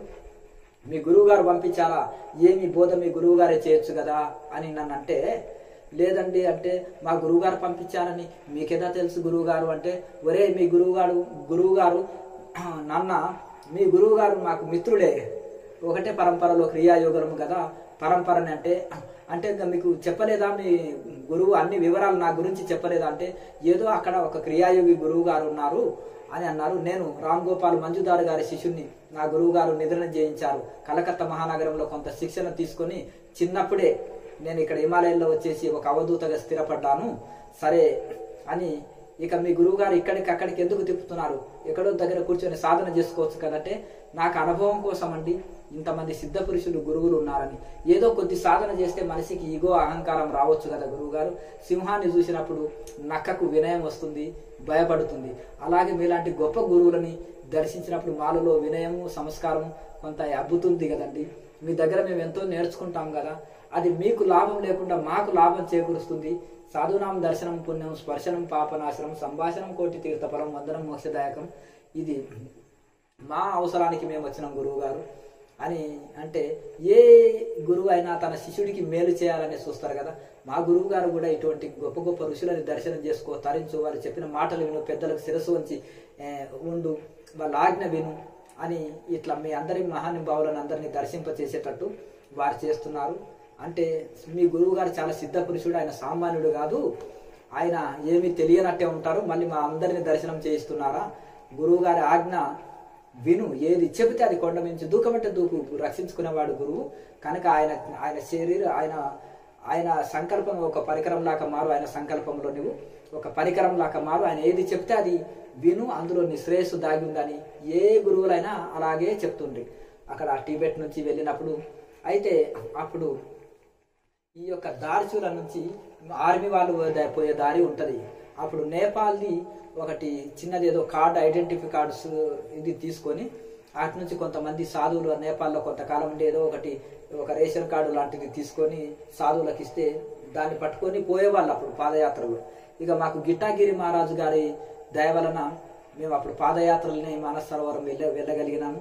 అన్ని ఆయనకు ఢిల్లీలో గొప్ప శిష్యులు ఉంటే వాళ్ళతో ఆయన డబ్బులు తాకే వ్యక్తి కాదు, కానీ ఆయన ఏం చేశారంటే ఆ పత్రాలు ఇవి మీరు పర్మిషన్ తీసుకోండి అంటే అవి నా బ్యాగులు, ఆయన దగ్గర దిగంబర్ ఏం బ్యాగ్ కూడా పెట్టుకోడు, నా బ్యాగులు ఆ పత్రాలు పెట్టి ఎవరన్నా వచ్చినప్పుడు ఇట్లా చూపించి, ఆయన మౌనంలో ఉండేవారు, ఎవరన్నా వచ్చినప్పుడు ఈ పత్రాలు చూపెట్టి చెయ్యి అని అంటే నేను ఒక అసిస్టెంట్ లాగా ఆయనకు ఉన్నప్పుడు నేను వెళ్ళినప్పుడు ఎవరన్నా వచ్చేసినప్పుడు ఈ పత్రాలు ఇవన్నీ చూస్తే చాలా పోండి స్వామి సాధువులు గౌరవిస్తారు సహజంగానే కాబట్టి ఇది చూసేవారికి ఇంకా పోండి అనేవాళ్ళు. అట్లా మేము వెళ్ళగలిగినాము. అట్లా అప్పుడు గొప్ప గొప్ప క్రియాయోగులని మహానుభావులని మనం దర్శించుకోగలిగినాము. అది గురువు గారి అనుగ్రహంతో అది దర్శించుకోగలిగినాము. స్వామీజీ, హిమాచల్లో మీకు నచ్చిన ప్రాంతం ఏది? హిమాచల్లో ఈ యొక్క మన మణికర్ణ అనేది ఉంటుందండి. అక్కడి నుంచి పోతే దూద్ గంగా అని ఉంటుంది, పార్వతీమాత తపస్సు చేసిన స్థలము. అలాగే అక్కడ అది రకరకాలుగా చిన్న చిన్న కొండ ప్రాంతాలు అవన్నీ ఉంటాయి, రకరకాలుగా అవి ఉంటాయి. మనం మణికర్ణ అనే ప్రాంతంలో చాలా అన్ని వేడి నీటి కుండాలు ఉంటాయి, అక్కడ పెద్ద గురుద్వారా కూడా ఉంటుంది. ఇంకా అటు నుంచి మనం ఇటు సైడ్ వస్తే మనాల్ నుంచి పైకి వెళ్తే వశిష్ఠ ఉంటుంది, వశిష్ఠ నుంచి పైకి వెళ్తే రోటాంగ్ టాప్ నుంచి అటు వెళ్తే మళ్ళీ రాంపూర్ నుంచి ఇట్లా తిరిగేటి చాలా ఇది ఉన్నాయి. అక్కడ ఈ రాంపూర్ నుంచి పైకి వెళ్తే ఈ యొక్క కిన్నెర కైలాసు, అలాగే శ్రీకంఠ కైలాసు, అలాగే ఇంకా చంబా నుంచి వెళితే మనకు ఇక్కడ ఈ లైన్లో మనకు పార్వతీ నది కూడా వస్తుంది. ఆ చంబా లైన్లో వెళితే మనకు మణిమహేష్ కైలాస్ అని ఉంటుంది. ఆ మణిమహేష్ కైలాసు రాఖీ పౌర్ణమి అప్పుడు జాతర ఉంటుంది, ఒక 15 రోజులు ఉంటాయి. అది వెళ్ళొచ్చు. అన్ని యాపిల్ తోటలు ఎక్కువ ఉంటాయి, గ్రీన్ యాపిల్, మామూలు యాపిల్, ఇంకా పీల్స్ అని రకరకాలుగా హిమాలయాల పండే ఫలాలు దొరుకుతాయి. సాధువులు ఎవరిదన్నా కిందది పడిన పండు తీసుకుంటే వద్దు, మీరు చెట్టు తెంపుకోండి అని అంటారు గౌరవంగా అక్కడ. ఆ విధంగా అక్కడ మన మణిమహేష్ కైలాసం వెళ్తుంటే కూడా గౌరికుండం అని ఉంటుంది. అక్కడక్కడ కొన్ని గుహలు కూడా ఉంటాయి. అక్కడ ఒకటి బర్ఫాని బాబా అని ఐస్ కేవ్ ఉంటుంది. ఐస్ కేవ్నే ఉండేవాడు ఆయన. అందులోకి వెళ్ళిన తర్వాత ఐస్ అంతా నిండిపోతుంది గుహకు. మళ్ళీ ఐసు కరిగిన తర్వాత మళ్ళీ సంవత్సరానికి యాత్ర సమయంలో కొంత ఐసు కరిగినప్పుడు ఆయన బయటకు వచ్చేవాడు. ఆయన నిరాహారి బాబా, బర్ఫాని బాబా.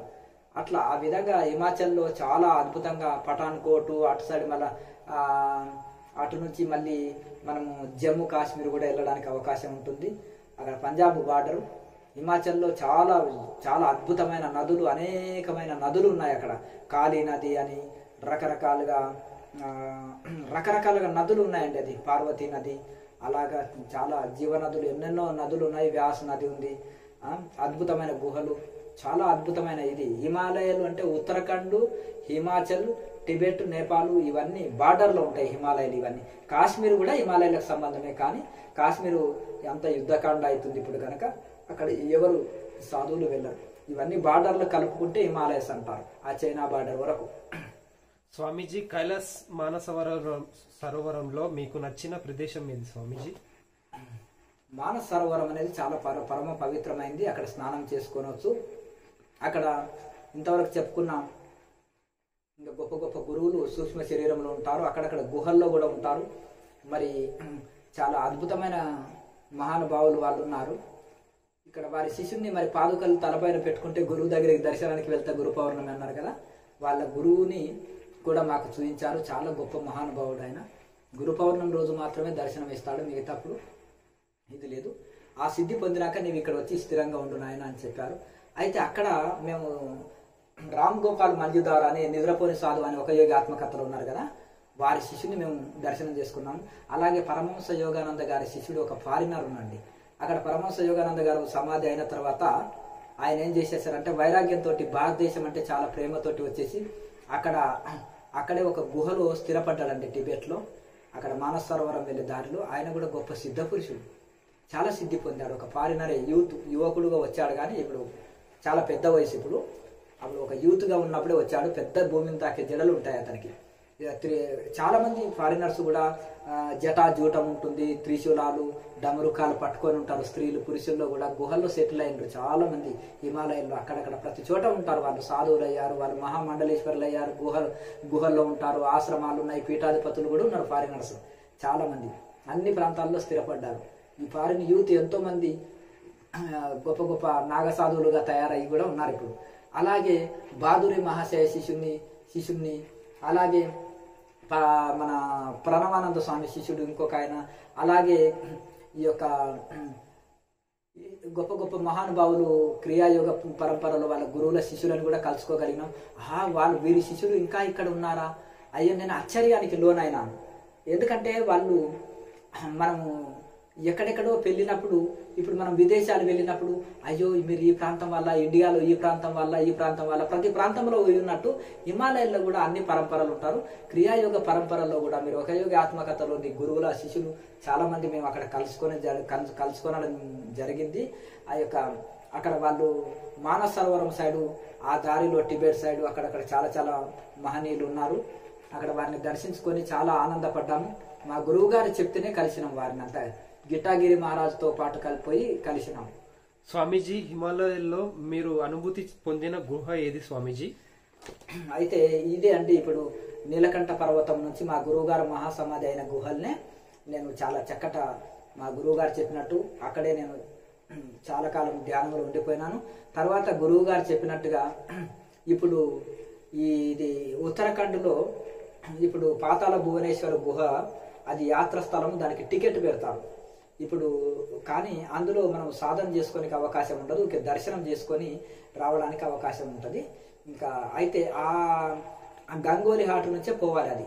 అయితే గంగోలి హాటు నుంచి కిందికి వెళ్తే శివ కేవు, ఇంకా కిందికి వెళ్తే పార్వతి కేవు అని ఉంటుంది. ఇంకా గంగోలి హాటు నుంచి పైకి వెళ్తే శివ సిద్ధ కేవు అని ఉంటుంది. అది ఇంకా ప్రపంచ వ్యాప్తి పొందింది. ఇక్కడ కొన్ని దిగటానికి మెట్లు, అదే మన తాడుతో కూడిన మెట్ల లాంటి ఒక ఐరన్ మెట్ల లాగా ఇట్లా వేశారు, తాడును పట్టుకొని దిగాలి. కొన్ని అక్కడక్కడ కొన్ని లైట్లు కూడా వేశారు ఇందులో పాతాళ భువనేశ్వర్లో. కానీ ఆ శివసిద్ధ కేవులో ఏ లైట్లు ఉండవండి. మనం ఏమైనా బ్యాటరీ పట్టుకొని వెళ్తేనే వెళ్ళాలి. దీనికంటే 4 రెట్లు పెద్దది కేవ్ అది. ఈ పాతాళ భువనేశ్వరే ప్రపంచంలో ప్రసిద్ధికి చెందిన కేవ్ అనే ఒక పేరుంది. దీనికంటే 10 రెట్లు పెద్ద కేవు ఆ శివసిద్ధ కేవు. అద్భుతమైన చిత్ర విచిత్రాలు, అందులో పోతే భయంకరం, చీకటి కదా, ఏం కనిపించదు, ఇంకా భయంకరంగా భయంతో కూడుకున్నది అది. కాకపోతే అక్కడికి కొన్ని కర్రలు తీసుకొని పోయి అందులో జంతువులు పులులు వచ్చిన అవకాశం ఉంటుంది. కొన్ని కర్రలు వేసుకొని దుని వెలిగించుకుంటే ఆ నిప్పు అగ్ని ఆధారంగా మనకు కొద్ది దూరం వరకు వెళ్తూ వచ్చేస్తుంది అనుకో. ఏమన్నా అందులోకి మన దగ్గరికి ఏం జంతువులు అవి రావు అనుకోండి. అయితే అట్లా మేము అక్కడ నేను చాలా కాలం సాధన చేసుకున్నాను. చాలా అద్భుతమైన అనుభూతిని నేను అక్కడ అనుభవించినాను. ఆ గుహలకి యాత్రస్థలం కాదు, ఎవరు రారు, అది ఉన్నది కూడా తెలియదు దగ్గర వచ్చిన దాకా కూడా. ఆ యాత్రస్థలం కాబట్టి ఇంకా లోకల్లో అయితే రారు, అక్కడికి 15 కిలోమీటర్ల దూరం ఉంటుంది. ఇక ఇదేమో యాత్రస్థలం కాబట్టి పాతాళ భువనేశ్వర్ కొంతమంది యాత్రికులు టూరిస్టులు వచ్చిపోతుంటారు, టైం ప్రకారం మళ్ళీ లాక్ చేసి వేస్తారు. అట్లా ఆ విధంగా హిమాలయాల్లో చాలా చాలా గుహలు, చాలా చాలా అద్భుతమైన గుహలు ఉన్నాయి. గంగోత్రిలో వ్యాసకేవ్ ఉంటుంది, చాలా అద్భుతంగా ఉంటుంది. అది చిన్న గుహ అయినప్పటికీ కూడా చాలా బాగుంటుంది. ఆ తపోవన్లో కూడా అక్కడక్కడ గుహలు ఉన్నాయి గంగోత్రిలో. ఇక బద్రీనాథ్లో కూడా అక్కడక్కడ గుహలు ఉన్నాయి. అన్ని ఏరియాల్లో కొన్ని రహస్యంగా ఉంటాయి, అందరికీ తెలియని ఇవి ఉంటాయి. బాగా తెలిసిన వాళ్ళు ఎంబడి పోతేనే వెళ్ళొచ్చు. అక్కడ స్వరంగాలు ఉంటాయి, కొన్ని దగ్గరికి పోతేనే కనిపించవు, పోతేనే తప్ప కనిపించవు. అట్లాగే చాలా మంది ఈ యొక్క యూత్ ఎవరన్నా సాధన కోసం వెళ్ళిన మందిరం చుట్టూ 1-2 కిలోమీటర్ల సరౌండ్లోనే ఉంటారు. కానీ ఇంకా లోపలికి వెళ్తే ఎన్నో రహస్యమైన గుహలు, ఇవన్నీ అన్వేషణ కోసం ప్రయత్నం చేస్తేనే తెలుస్తాయి ఇవి. స్వామీజీ, మీరు తిరిగి దక్షిణ భారత్ కు వచ్చుటకు గల కారణం ఏమి? అది నా సంకల్పం కాదు, మా గురువు గారు ఉండి నువ్వు ఈ యొక్క యోగంని, క్రియాయోగంని 10గురికి అందించు, నువ్వు తపస్సు చేసుకో 10గురికి అందించు అంటే పంపిస్తేనే వచ్చిన. ఇక అది మా సంకల్పం కాదు, నేను అవధూతగా హిమాలయాల్లో ఉండిపోవాలనుకున్న వాడిని.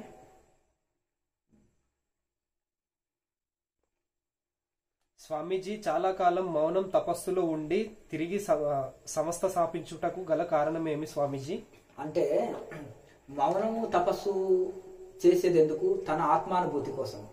సేవ వలన లోకానికి, సమాజానికి మేలు జరుగుతుంది. తపస్సు చేసుకుంటే తనకు తాను ఆత్మప్రాప్తి పొందుతాడు, తనకు తాను ఆత్మజ్ఞానం పొందుతాడు, తనకు తాను ఆత్మశాంతి కలిగి తరిస్తాడు. కనుక ఈ 2 విడవరాదన్నమాట. యజ్ఞదాన తప కర్మ నత్యజ్యామి కార్యమేవ తత్తు. యజ్ఞము, దానము, తపస్సు అంటే సేవ. ఇక్కడ సేవ గాని తపస్సు గాని ఇవి 2 ఇవన్నీ విడువరానివి. ఇవన్నీ కూడా అందరికి, సమాజానికి మేలు కూర్చేటివి. కనుక ఇప్పుడు మౌనము తపస్సు దేనికోసం చేసుకున్నాము? మన ఆత్మశాంతి కోసము, మన ముక్తి ప్రాప్తి కోసము. మన ఇంద్రియాలే మనకు మాట వినకపోతే, ఇంద్రియాల్లో అరిషడ్ వర్గాలు ఉంటాయి, అందులో విషయ వాసనలు ఉంటాయి ప్రతి మనిషికి సహజంగానే. అవన్నీ మనం తపస్సు చేసుకొని తొలగించుకోకుండా మనం ఇతరులకు బోధించలేము. కనుక ఆ యొక్క తపస్సు చేసుకొని మనశ్శాంతి కోసం చేసుకున్నాం.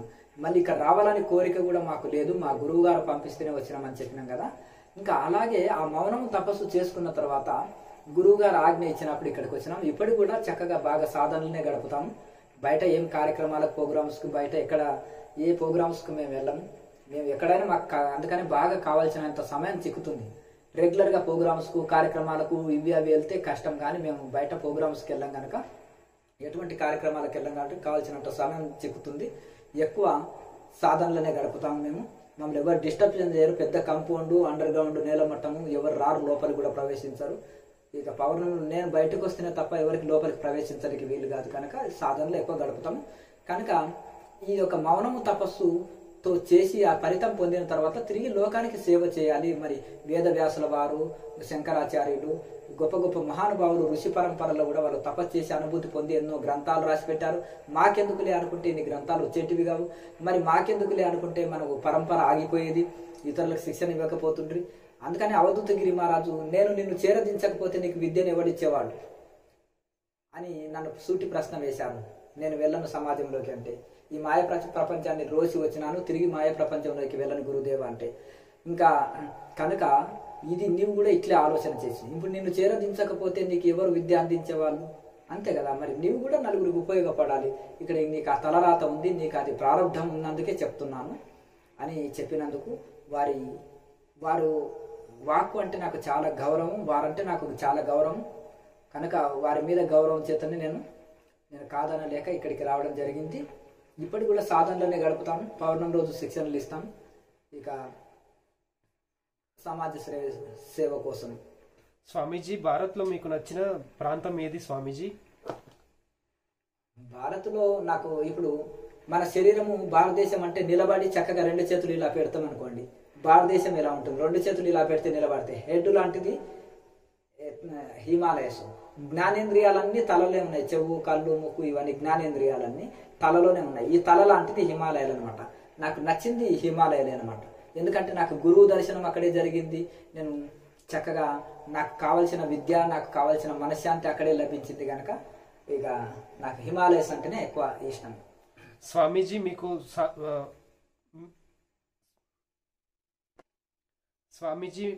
మీకు సహాయం చేసిన హిమాలయ యోగులు ఎవరు స్వామీజీ? మా గురుదేవులే అండి, అవధూతగిరి మహారాజే. ఆయన నాకు సర్వం, తల్లి, తండ్రి, గురువు, దైవం అన్ని ఆయననే. నాకు అది వాడి దగ్గర నాకు మనశ్శాంతి కానీ, నాకు విద్య కానీ అన్ని దొరికింది. మార్గ నిర్దేశకం, నా జీవిత లక్ష్యం ఏంటిది, నేనేం చేయాలి, తర్వాత నేను అవధూతగా ఉండాలంటే ఇంత సాధన చేసుకో, 10 మందికి ఉపయోగపడనేది మార్గ నిర్దేశకం చేసింది కూడా అంతా ఆయన్నే. స్వామీజీ, ఋషికేశ్లో ఆశ్రమాలు, యోగ కేంద్రాలు ఎక్కువగా ఉండుటకు గల కారణం ఏమి స్వామీజీ? ఇప్పుడు హరిద్వారం మహానగరం లాగా అయింది, ఇంకా ఋషికేశ్ అనేది ఇంకా హిమాలయాలే అనమాట. మొత్తం కొండల గుట్టల మధ్యలో ఉంటుంది కనుక అక్కడ సహజంగానే ఆ యొక్క స్వచ్ఛమైన నీరు, స్వచ్ఛమైన ఇది అవి అంటే ఆ కొండల గుట్టల మధ్యలో ప్రశాంతంగా అది ఋషికేశ్ అనేది చిన్న పల్లెలాగానే ఉండే, కొండ ప్రాంతం లాగా. హరిద్వార్ అనేది కొద్దిగా పట్టణం లాగా ఉండే అప్పట్లో కూడా. అయితే ఈ ఋషికేశ్ మంచి ఏకాంతము, గట్ల మధ్యలో, కొండల మధ్యలో, నదికి ఈ పక్క ఆ పక్క అన్ని ఋషులు కుటీరాలు వేసుకొని తపస్సు చేస్తూ అక్కడే కొన్ని కేంద్రాలుగా స్థాపించుకున్నారు. అక్కడ యోగ కేంద్రాలు అవి ఇవి తపస్సు చేసుకుంటూ అక్కడే వారు యోగ కేంద్రాలు స్థాపించారు ఇంటర్నేషనల్ గా అందరివి. దానికోసము ఆ తపోభూమి గనక అట్లే ఆ కేంద్రాలు కూడా స్థిరపడ్డాయి. ఇప్పుడు కూడా యోగ విద్యకు ఋషికేశ్ ప్రపంచం అంతా కూడా అక్కడికి వచ్చేస్తుంటుంది. స్వామీజీ, భారతదేశంలో అత్యధిక ఆశ్రమాలు ఉన్న ప్రదేశాలు ఏవి స్వామీజీ? ఆశ్రమాలు అంటే కురుక్షేత్రంలో చాలా ఎక్కువ ఆశ్రమాలు ఉంటాయి, హరిద్వార్లో ఎక్కువ ఉంటాయి, ఋషికేశ్లో కూడా పర్వాలేదు, కాశీలో కూడా పర్వాలేదు. ఇంకా మిగతా చోట్లలో కూడా కొన్ని తీర్థ స్థలాల్లో ఉంటాయి, కానీ ఇప్పుడు చెప్పిన స్థలాల్లో ఎక్కువ ఉంటాయి. స్వామీజీ, మీకు నచ్చిన సాంప్రదాయం ఏమి స్వామీజీ? సాంప్రదాయం అంటే ఇక్కడ ఇప్పుడు నేను సన్యాసించింది నాగబాబా సాంప్రదాయం, నాగ సాధువుల సాంప్రదాయం. నేను క్రియాయోగము తీసుకున్నది క్రియాయోగ పరంపర. క్రియాయోగ గురువులందరూ కూడా శంకరాచార్య పరంపర అనమాట నాగ సాధువులది. అయితే ఈ యొక్క బాబాజీ మహారాజు, ఇది యొక్క లాయమాశయ శిష్యులందరూ కూడా మళ్ళీ ఈ యొక్క శంకరాచార్య పరంపరలో ఈ యొక్క జూనాకాడలో మళ్ళీ సన్యాసించారు. ఎందుకంటే యుక్తేశ్వర గిరి మహారాజు అని వస్తారు. అంటే గిరి అంటే ఈ యొక్క ఇదే అనమాట, ఈ నాగసాధువులది ఇది జూనాకాడ కిందకి వస్తుంది, జూనాకాడ. కనుక ఆ విధంగా మనకు మళ్ళీ ఈ యొక్క ప్రణవానంద స్వామి వీళ్ళంతా కూడా మళ్ళీ జూనాకాడలో సన్యాసించారు. కనుక ఇక క్రియాయోగ పరంపర ఈ యొక్క జూనాకాడ పరంపర రెండు కలుస్తున్నాయి. కనుక ఆది శంకరాచార్య పరంపరలనే ఇవన్నీ కూడా మాకు, ఎందుకంటే ఇంకా పరంపరలో మేము క్రియాయోగలో పరంపరలనే నేను ఎక్కువ ఇష్టపడతాను. బాబాజీ మహారాజు కానీ, అవధూతగిరి మహారాజు మా గురుదేవులు కానీ, మా పరమ గురువులైన మన ప్రణవానంద స్వాముల వారు కానీ, ఇంకా అంతకంటే గొప్ప గొప్ప మహానుభావులు కూడా ఉన్నారు. స్వామీజీ, మీకు నచ్చిన సాధన పద్ధతులు ఏవి స్వామీజీ? క్రియాయోగం అనేది చాలా శాస్త్రీయమైన పద్ధతి అండి. నేను బాగా శోధించినాను. ఒక్కొక్కరు ఒకటే పాయింట్ చెప్తున్నారు కదా. ఇంట్లో ప్రాణాయామ అభ్యాసం ఉంటుంది, వేదాంత విచారణ అభ్యాసం ఉంటుంది, సెలండర్నెస్, భగవంతుడికి సెలండర్ చేయడం. ఇంట్లో భక్తి మార్గము, ధ్యానము, యోగము 3 కలుస్తాయి. కనుక ఇది ఒక శాస్త్రీయమైన సైంటిఫిక్ పద్ధతి. ఇది ఫ్లైట్ మార్గం లాంటిది. చాలా శాస్త్రీయమైంది. వేదాంతులు వేదాంతమే చాలంటారు, ధ్యానులు ధ్యానమే చాలంటారు, యోగులు యోగమే కావాలంటారు, భక్తులు భక్తే కావాలంటారు. ఇక్కడ సిలిండర్నెస్ ఉంది, యోగం ఉంది, విచారణ ఉంది, ప్రాణాయామ అభ్యాసం ఉంది, ధ్యానం ఉంది, తపస్సు, స్వాధ్యాయం, ఈశ్వర ప్రధానం అన్ని కలిపి చేస్తేనే క్రియాయోగం అంటారు. ఏదో ప్రాణాయామం చేస్తున్నావు, కేవలం భక్తి చేస్తున్నావు, ఎవరో జస్ట్ ధ్యానం చేస్తున్నావు కాదు. ఇవన్నీ కేవలం విచారణ చేస్తున్నావు చాలదు. ఇవన్నీ కలిపి చేస్తేనే క్రియాయోగం అనబడుతుంది. ఈ సమాధి గురించి గొప్పగా వర్ణించి, ఈ సమాధి స్థితి అందుకోవాలంటే యోగ విఘ్నాలు పోయి ఎవరైనా గృహస్థులు కానీ బ్రహ్మచారులు కానీ ప్రతి ఒక్కరు తరించే సింపుల్ మార్గము అదే క్రియాయోగం అనే పతంజలి మహర్షి షార్ట్ కట్లు మనకు అందించి 2వ అధ్యాయంలో ఈ క్రియాయోగం మహిమ, ఇది చేస్తే లాభం అందించారనమాట. సాధన పాదంలో చెప్పారు. స్వామీజీ ఏ పరంపరలు శాస్త్ర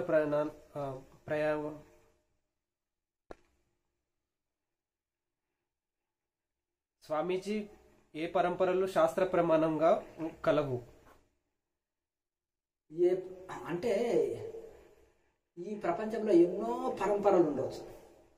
ఇప్పుడు దశనామి సన్యాసం అంటారు, గిరిపురి, భారతి, వన, అరణ్య, పర్వత, సాగర ఈ పేర్లు.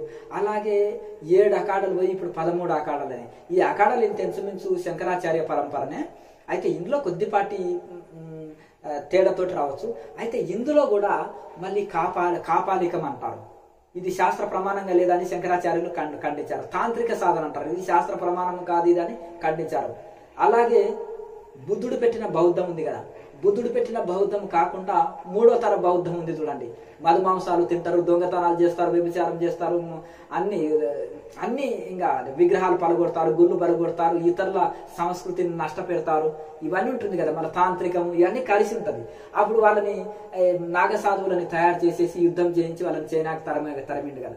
ఇట్లా ఇవి శాస్త్ర ప్రమాణం లేదు, నాస్తికవాదాలని శంకరాచార్యులు ఖండిస్తూ అద్వైత మతాన్ని స్థాపించారు. అది కూడా వాళ్ళ గురువు ఆజ్ఞేస్తేనే చేశారు, గోవింద గౌడపాదులు చెప్తేనే చేశారు శంకరాచార్యులు.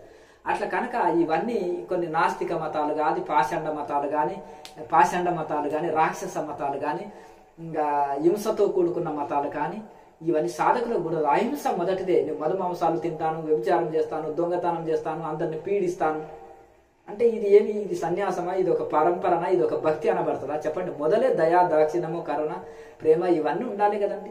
ఇవన్నీ కనుక ఇవన్నీ కూడివి ఒక గురువు దగ్గర చక్కగా శిక్షణ తీసుకున్న వాళ్ళనే సన్యాసం తీసుకోవాలి. స్వయంగా బట్టలు వేసుకున్న వాళ్ళని జైల్లో పెట్టాలని శంకరాచార్య ఒక కఠిన నిబంధనలు తీసుకొచ్చారు. అందుకని ఎక్కడ వెళ్ళినా ఒక బంతిలో భోజనాన్ని గురించి నువ్వెవరి శిష్యుడు, ఎవరి పరంపర అని అడిగి లేపుతారు. అట్లా ఉంటది, అంత స్ట్రిక్ట్ గా పూర్వకాలం చేశారు. అందుకని గోత్ర, సూత్ర, దేవి, దేవత, తీర్థం అని ఇవన్నీ ఏర్పాటు చేశారు.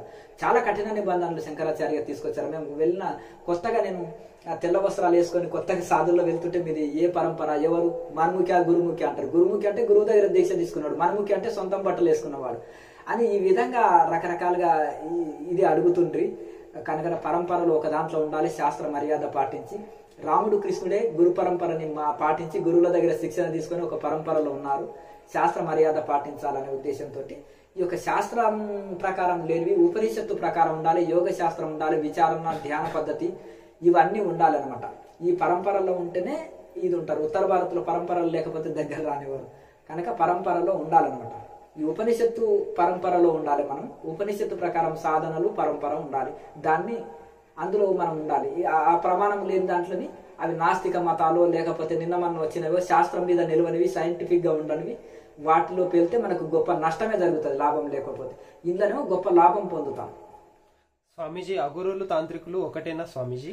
లేదు, చాలా మంది తెలియని వాళ్ళు అఘోరులను తాంత్రికులు ఒకటి అంటారు. ఒక ఆయన అఘోరి అని ఒకటి ఇంటర్వ్యూ ఇస్తుండే, ఆయన పంచమకారాలు ఉంటాయి అఘోరులకు అంటున్నారు. ఆయనకు అఘోరి అంటే తెలియదు, ఏది మన తాంత్రికులు అంటే తెలియదు అని అర్థం.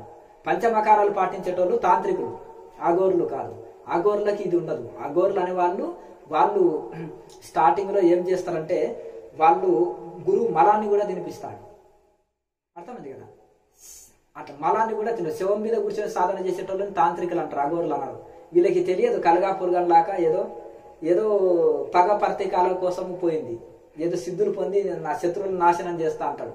అర్థమైంది కదా? వాడు ఏంటంటే గతంలో ఎవరో కష్టపెట్టారు, ఇవన్నీ అంతా వదిలేసేసి వీడు ఏదో పొందాలని పోయాడు, అఘోరి అని నల్లబట్టలు వేసుకొని వచ్చాడు. అటువంటిది పేక అఘోరులు చెప్తే ఇబ్బంది కలుగుతుంది.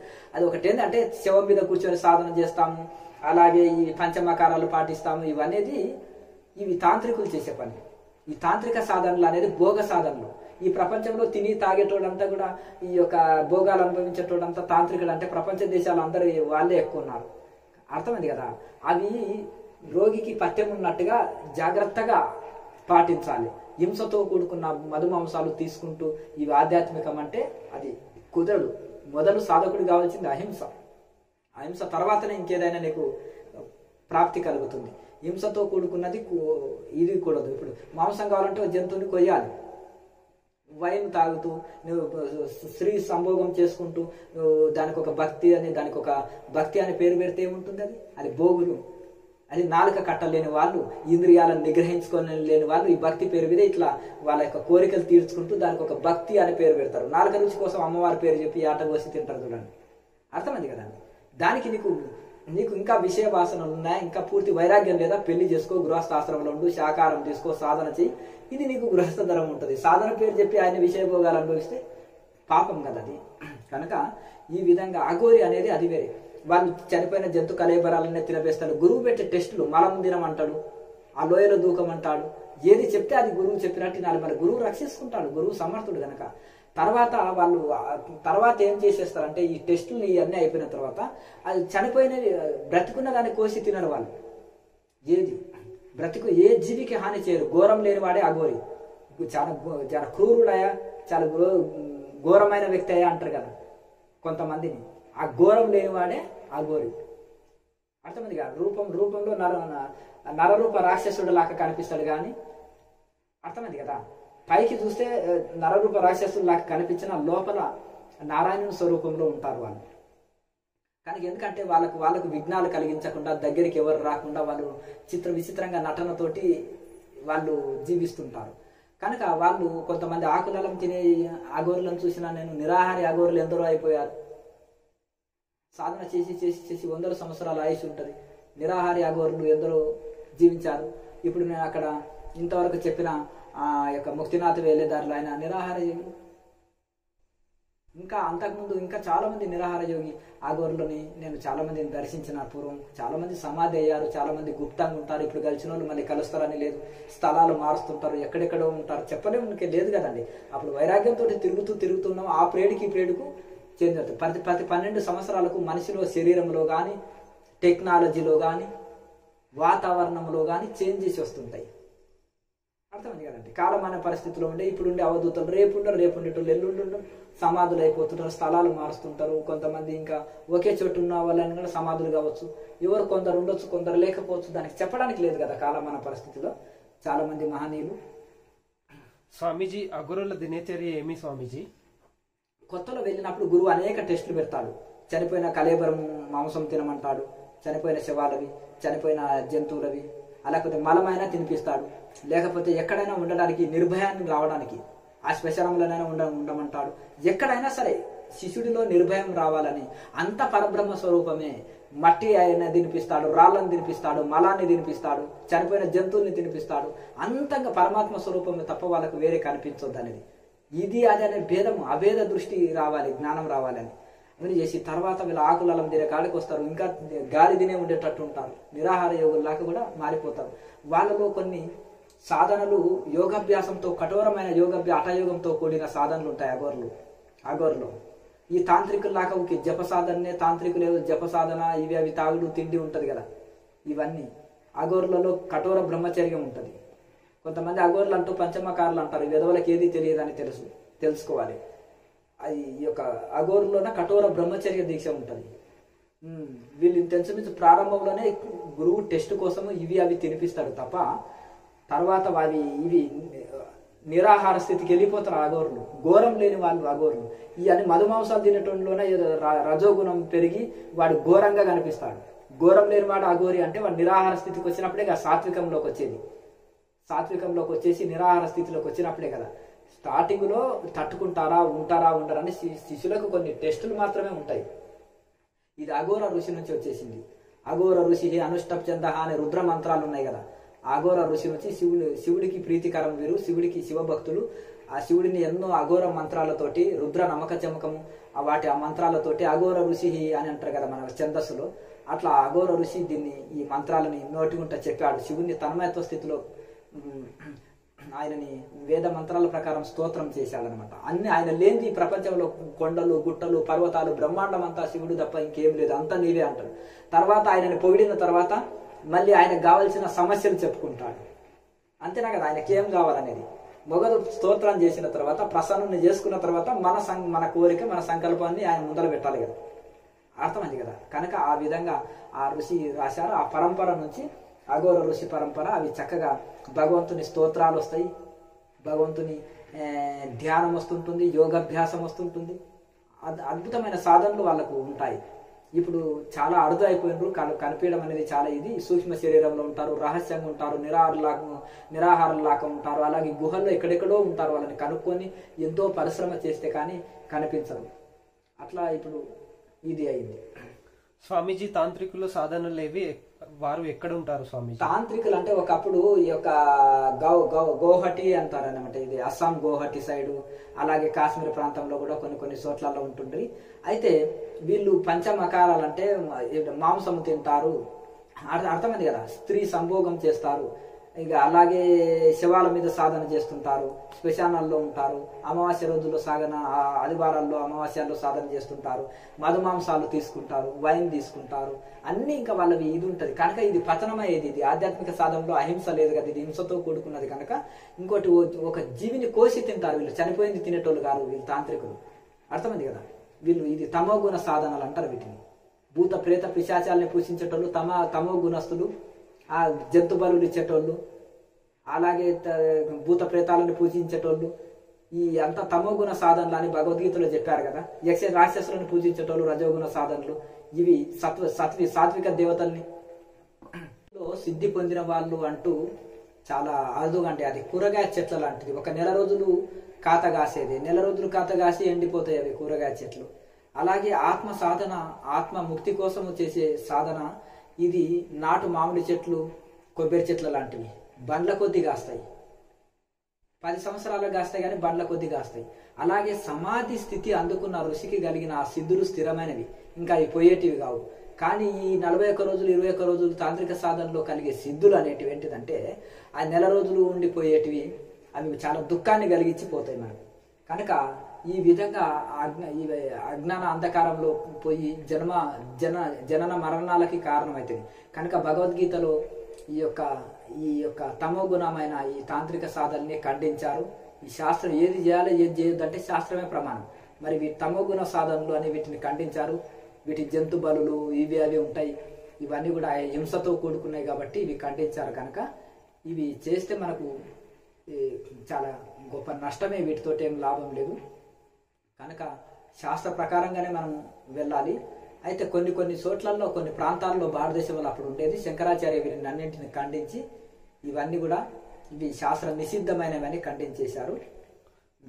స్వామీజీ కపాలికులకు సాధనలు ఏమి స్వామీజీ? అయితే ఈ యొక్క కపాలికులు అనేది ఎక్కువ కాశ్మీర్ సైడ్ ఉండేవాళ్ళు. అయితే వాళ్ళకు కూడా కొన్ని సాధనలు ఉంటాయి కాపాలికలము, కానీ అది కూడా రజోగుణ సాధనలు. వీళ్ళు యక్ష రాక్షసుల్ని పూజించేటోళ్ళు. ఇంకా అది కూడా కాపాలికం కూడా మొత్తం వాళ్ళు కపాలాన్ని మెడలో ధరిస్తారు, కాపాలికం చేతిలోనే ఆ కపాలంలోనే భోంచేస్తారు. ఆ కపాలంతో అన్ని ఇది ఉంటారు కాబట్టి వాళ్ళు కాపాలికులు అంటారు. కపాలం తల పుర్రెని మెడలో ధరిస్తారు, చేతిలో పట్టుకుంటారు, అందులోనే భిక్ష చేస్తుంటారు. ఇంకా ఇవి కూడా ఈ రజోగుణ సాధనలు అన్నమాట. ఇవి సాత్విక సాధనలు కాదు, సాత్విక దేవతల్ని ఆరాధించరు. ఇది ఒక శాస్త్రీయమైన పద్ధతులు కావు. కొద్దిపాటి భేదంతో వీటిలో ఈ యొక్క సాధనలు ఉంటాయండి. ఇవన్నీ రజోగుణ సాధనలు, శాస్త్ర నిషిద్ధ కార్యాలు. అందుకని శంకరాచార్య వీటిని అన్నిటినీ ఖండించారు. స్వామీజీ శైవ సాంప్రదాయం గురించి చెప్పండి స్వామీజీ. శైవం అంటే శివుని ఆరాధించేది శైవం అంటారు. దాంట్లో ఇక విగ్రహారాధన చేసేటోళ్ళు ఉంటారు, జప సాధన చేసేటోళ్ళు ఉంటారు, ఇక రకరకాల శివుని ఆరాధిస్తుంటారు శైవ సాధనలో. స్వామీజీ వైష్ణవం గురించి చెప్పండి స్వామీజీ. వైష్ణవులో విష్ణువుని పూజించే వాళ్ళని వైష్ణవులు అంటున్నారు. ఇంట్లో వీళ్ళది కొంచెం ఆచారం ఎక్కువ ఉంటుంది. 3 సంధ్యల్లో 3 పూటల స్నానం చేయాలి, తిలకాధారణ చేయాలి, ఇక హోమం ఉంటుంది, పూజ ఉంటుంది, మంత్ర జపం ఉంటుంది, అందులో రకరకాలు ఉంటుంది. అందులో ఇంకా కొందరు యోగాభ్యాసం కూడా జోడించి ఉండేది పూర్వకాలంలో. అట్లా శక్తి శాక్తికేయులు శాక్తికేయులు గురించి చెప్పండి స్వామీజీ. శాక్తికేయులు అమ్మవారిని పూజించేటోళ్ళని శాక్తికేయులు అంటారు. ఇక ఇంట్లో కూడా వాళ్ళకు కూడా కొన్ని పారాయణాలు, పూజలు, హోమాలు ఇవన్నీ దాంట్లో రకాలు ఉంటాయి. వాళ్ళ వాళ్ళ స్థాయిని బట్టి వాళ్ళు చేస్తుంటారు. భగవంతుడికి ఆయనకు నామం లేదు, రూపం లేదు, గుణం లేదు అని మొత్తం ఎన్నో ఉపనిషత్తులు కానీ వేదం కానీ కొనియాడుతుంది. ఆ భగవంతుడికి మనం రకరకాలుగా ఒక్కొక్కరు ఒక రూపంలో పూజిస్తారు. భగవద్గీతలో కూడా కృష్ణ పరమాత్మ ఏ రూపంలో ధ్యానించే వాళ్ళని, ఏ రూపంలో పూజించే వాళ్ళని ఆ రూపంలో నేను అనుగ్రహిస్తాను అన్నారు కనుక ఆయన అన్ని రూపాలు ఆయనవే. చెట్టు మూలన నీళ్లు పోసేస్తే కొమ్మ కొమ్మ, ఆకులు ఆకులు తడపవలసిన అవసరం లేదు. ఆ చెట్టు ఏర్ల ద్వారా వృక్షం అంతా నీరు అందించబడుతుంది, ఆహారం అందించబడుతుంది. అలాగే ఆ మూల విశ్వ విరాట్ స్వరూపాన్ని మనం ఆ భగవంతుడికి భేదం ఎంచకుండా ఆయనని ధ్యానిస్తే ఆయన్నే చేరుతాము. అయితే ఈ విధంగా రకరకాలుగా వాళ్ళ మానసిక మేధాశక్తిని బట్టి వాళ్ళకి ఇష్టాన్ని బట్టి ఒకరికి శివుడి ఇష్టం, ఒకరికి రాముడి ఇష్టం, ఒకరికి అలాగే ఒకరికి అమ్మవారి ఇష్టం, ఒక్కొక్కరు ఒకటి పూజ చేసుకుంటుంటారు వాళ్ళు. అంతేకాని భగవంతుడికి మాత్రము భేదం లేదు. స్వామీజీ అఘోరి పరంపర గురించి చెప్పండి స్వామీజీ. అఘోరులు ఇంతవరకు చెప్పుకున్నాము. ఘోరం లేని వాళ్ళే అఘోరులు. వాళ్ళు రహస్యంగా ఉంటారు, వాళ్ళు చాలా సాత్వికంగా ఉంటారు.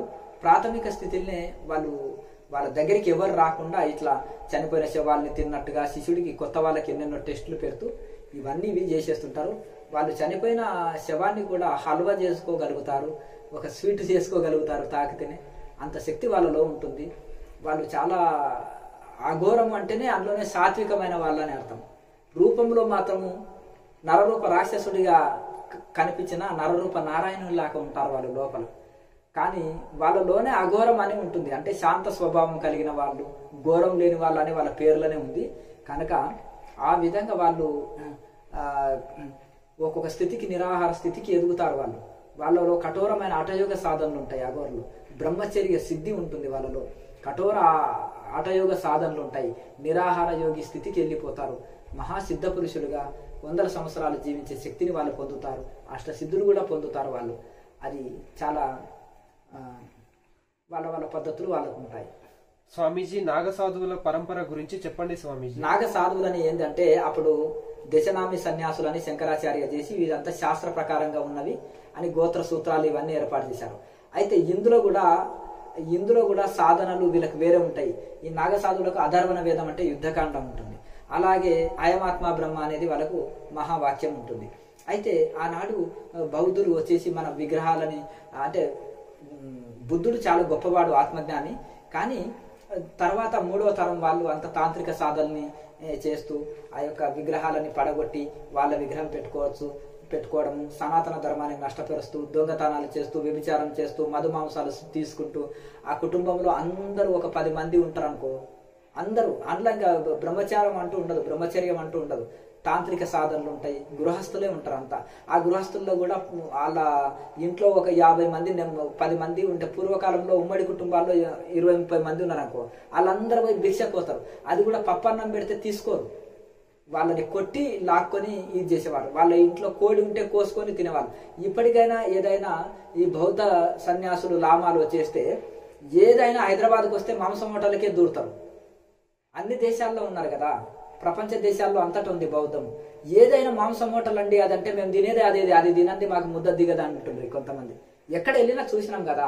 ఇప్పుడు దళాయి లామతానికి వస్తారు అక్కడ, ఏది హిమాచల్లో, ఏ హోటల్ చూసినా మాంసం హోటల్లోనే దూరుతారు ప్రపంచ దేశాల వాళ్ళు. అలాగే ఇక్కడ ఒకటి బుద్ధగాయ అని వస్తుంది, అక్కడ కూడా ప్రపంచ దేశాలంతా, రష్యా, జర్మనీ, జపాన్ అన్ని దేశాలకు వెళ్ళి వస్తారు, చైనా అన్ని దేశాలకు, అది మాంసం హోటల్లోనే దూరుతారు వాళ్ళు.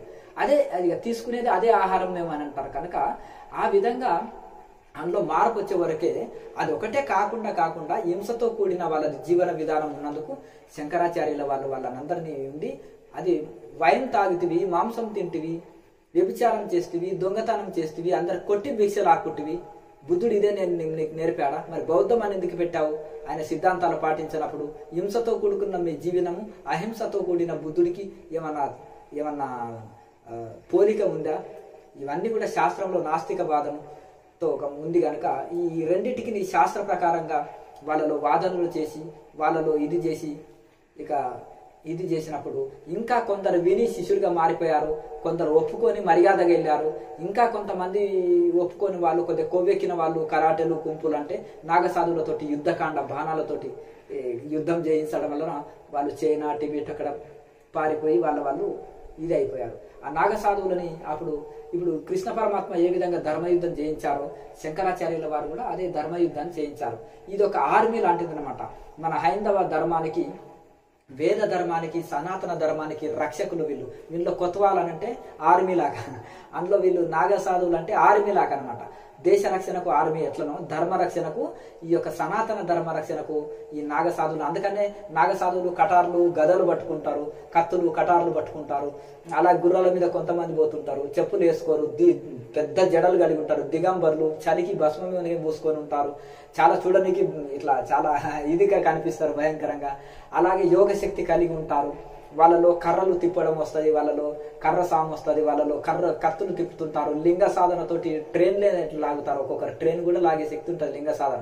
కఠోర బ్రహ్మచర్య పాటిస్తారు, అందుకని వాళ్ళలో అంత బలం ఉంటుంది. ఆ బ్రహ్మచర్య లింగ సాధనతోటి లింగం పని చేయదు, వాళ్ళు సంసారానికి పనికిరాదు.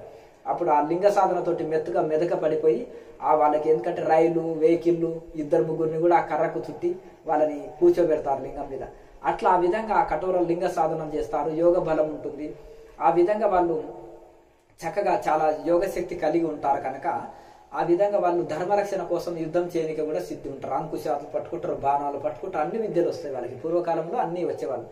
ఇప్పుడు అంత పరిస్థితి లేదు అనుకోండి, కానీ ఆ పూర్వకాలంలో అవసరం ఉన్నది కాబట్టి ఇది చేసిండ్రు. ఇప్పుడు కూడా వాళ్ళు ఏదో వాళ్ళ గుహల్లో సాధనలో చేసుకుంటూ ఇప్పుడు యుద్ధంతో వాళ్ళకి పని లేదు, కానీ ఇప్పుడు ఆర్మీ ఉంది చూసుకుంటుంది, అంతేనా కదా. పోలీసు వాళ్ళు ఉన్నారు చూసుకుంటారు. అప్పుడు ఆ కాలం వేరు కదా ఆ పరిస్థితిలో.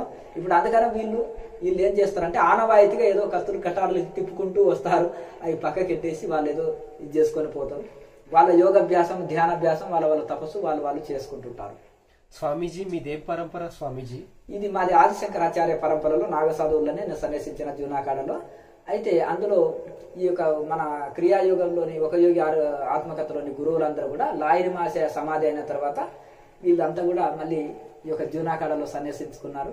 అందుకని యుక్తేశ్వరగిరి మహారాజు అని వస్తుంది కదా పేరు, అట్లా ఆ యొక్క గిరి పరంపరలోకి సన్యసించారు అందరు గురువులు చాలా మంది.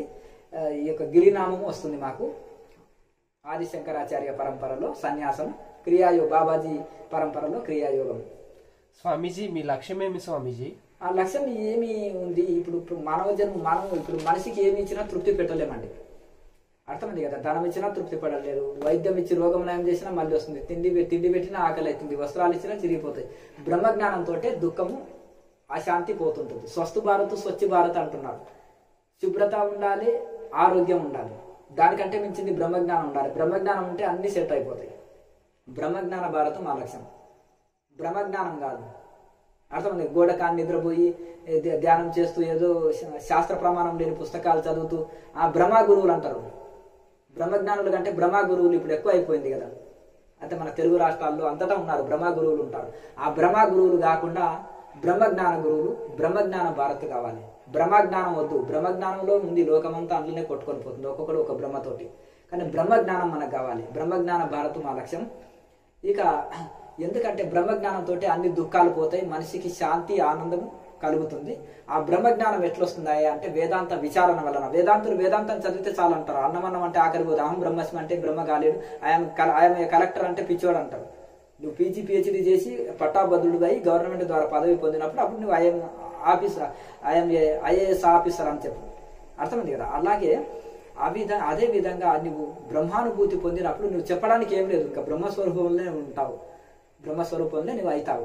కనుక ఇక్కడ శాస్త్రీయంగా ఉపనిషత్తు ప్రకారంగా గురు పరంపర, ఉపనిషత్తు ప్రకారంగా సాధనలు, ఉపనిషత్తుని విచారణ, ఇట్లా వేదాంత విచారణ, యోగాభ్యాసము, ధ్యానాభ్యాసం ఒక శాస్త్ర పద్ధతిలో ఉండి సాధన చేసి బ్రహ్మజ్ఞానులైన ఋషుల దగ్గర శిక్షణ తీసుకొని ఈ బ్రహ్మజ్ఞానం పొందాలి. అప్పుడే మనసులకు శాంతి కలుగుతుంది. దాన్ని ఏది వదలనక్కర్లేదు. సంసార జీవితం, ప్రాపంచిక జీవితంలో ఉండి కూడా ఈ సాధనలు చేసి తరించవచ్చు. పూర్వకాలంలో గురాస్థ ఋషులు కూడా ఇట్లా తరించారు. ఇప్పుడు దేన్ని వదలనక్కర్లేదు. అట్లా వాళ్ళ ఇష్టం ఎట్లా ఉండి అయినా మీరు సాధన చేసుకోవచ్చు. ఒకటి యమ నియమాలు పాటించాలి, శాకాహార భోజనం తీసుకోవాలి, కొన్ని పద్ధతులు కనీస నియమం అన్న పాటించాలి. కనుక ఈ సాధనని మనం ఎప్పుడైతే చేస్తున్నారో తపస్వాధ్యాయ ఈశ్వర ప్రధానాన్ని క్రియాయోగ, వేదాంత విచారణ, భగవంతుడికి శరణాగతి పొందడం, అలాగే చక్కగా జప సాధన, ప్రాణాయామ అభ్యాసము, ధ్యానం, ఇవన్నీ చక్కగా ఒక శాస్త్రీయమైన పద్ధతిలో మనం సాధన చేసుకొని సాధన చేసి మనం తరించవచ్చు. ఒక సింపుల్ పద్ధతి, అందరూ తరించుటకు స్త్రీ పురుష భేదం లేకుండా, చిన్నవాళ్ళు వృద్ధులు, చిన్నపిల్లలు వృద్ధులు అనే భేదం లేకుండా, సన్యాసులు బ్రహ్మచారులు అనే తేడా లేకుండా ప్రతి ఒక్కరూ తరించే ఒక సింపుల్ పద్ధతి మనకు ఉపనిషత్తు నుంచి అందిందే. ఉపనిషత్తులకి వెళ్ళే మెయిన్ పాయింట్స్ తీసుకొని పతంజలి మహర్షి చెప్పారు. ఏ ఋషి తీసుకున్నా కానీ ఉపనిషత్తులకి వెళ్ళి తీసుకున్నవే. భగవద్గీత కూడా ఉపనిషత్తులకి వెళ్ళి వచ్చింది కనుక ఆ ఉపనిషత్తు సారంలోకి వెళ్ళి మనం ఆ యొక్క సాధనలు చేసినప్పుడు బ్రహ్మజ్ఞానం పొంది భ్రమలన్నీ తొలగి అప్పుడే బ్రహ్మజ్ఞాన భారత్ అవుతుంది. పూర్వమంతా బ్రహ్మజ్ఞానులే ఉండేవాళ్ళు, ఋషులు ఎక్కువ ఉండేవాళ్ళు, అర్థమైంది కదా. తర్వాత కల్చర్ దెబ్బతిని, సంస్కృతి దెబ్బతిని, ఇవన్నీ రకరకాలుగా మళ్ళీ బ్రహ్మజ్ఞానంలోకి వచ్చింది. ఆ బ్రహ్మజ్ఞానం దొరికించుకొని మనం ఈ యొక్క ఉపనిషత్తు సాధనలు చేసి బ్రహ్మజ్ఞానము పొందినప్పుడే బ్రహ్మజ్ఞాన భారత్గా అవుతుంది. అదే మా లక్ష్యం. లోకా సమస్త సుఖినో భవంతు. ఓం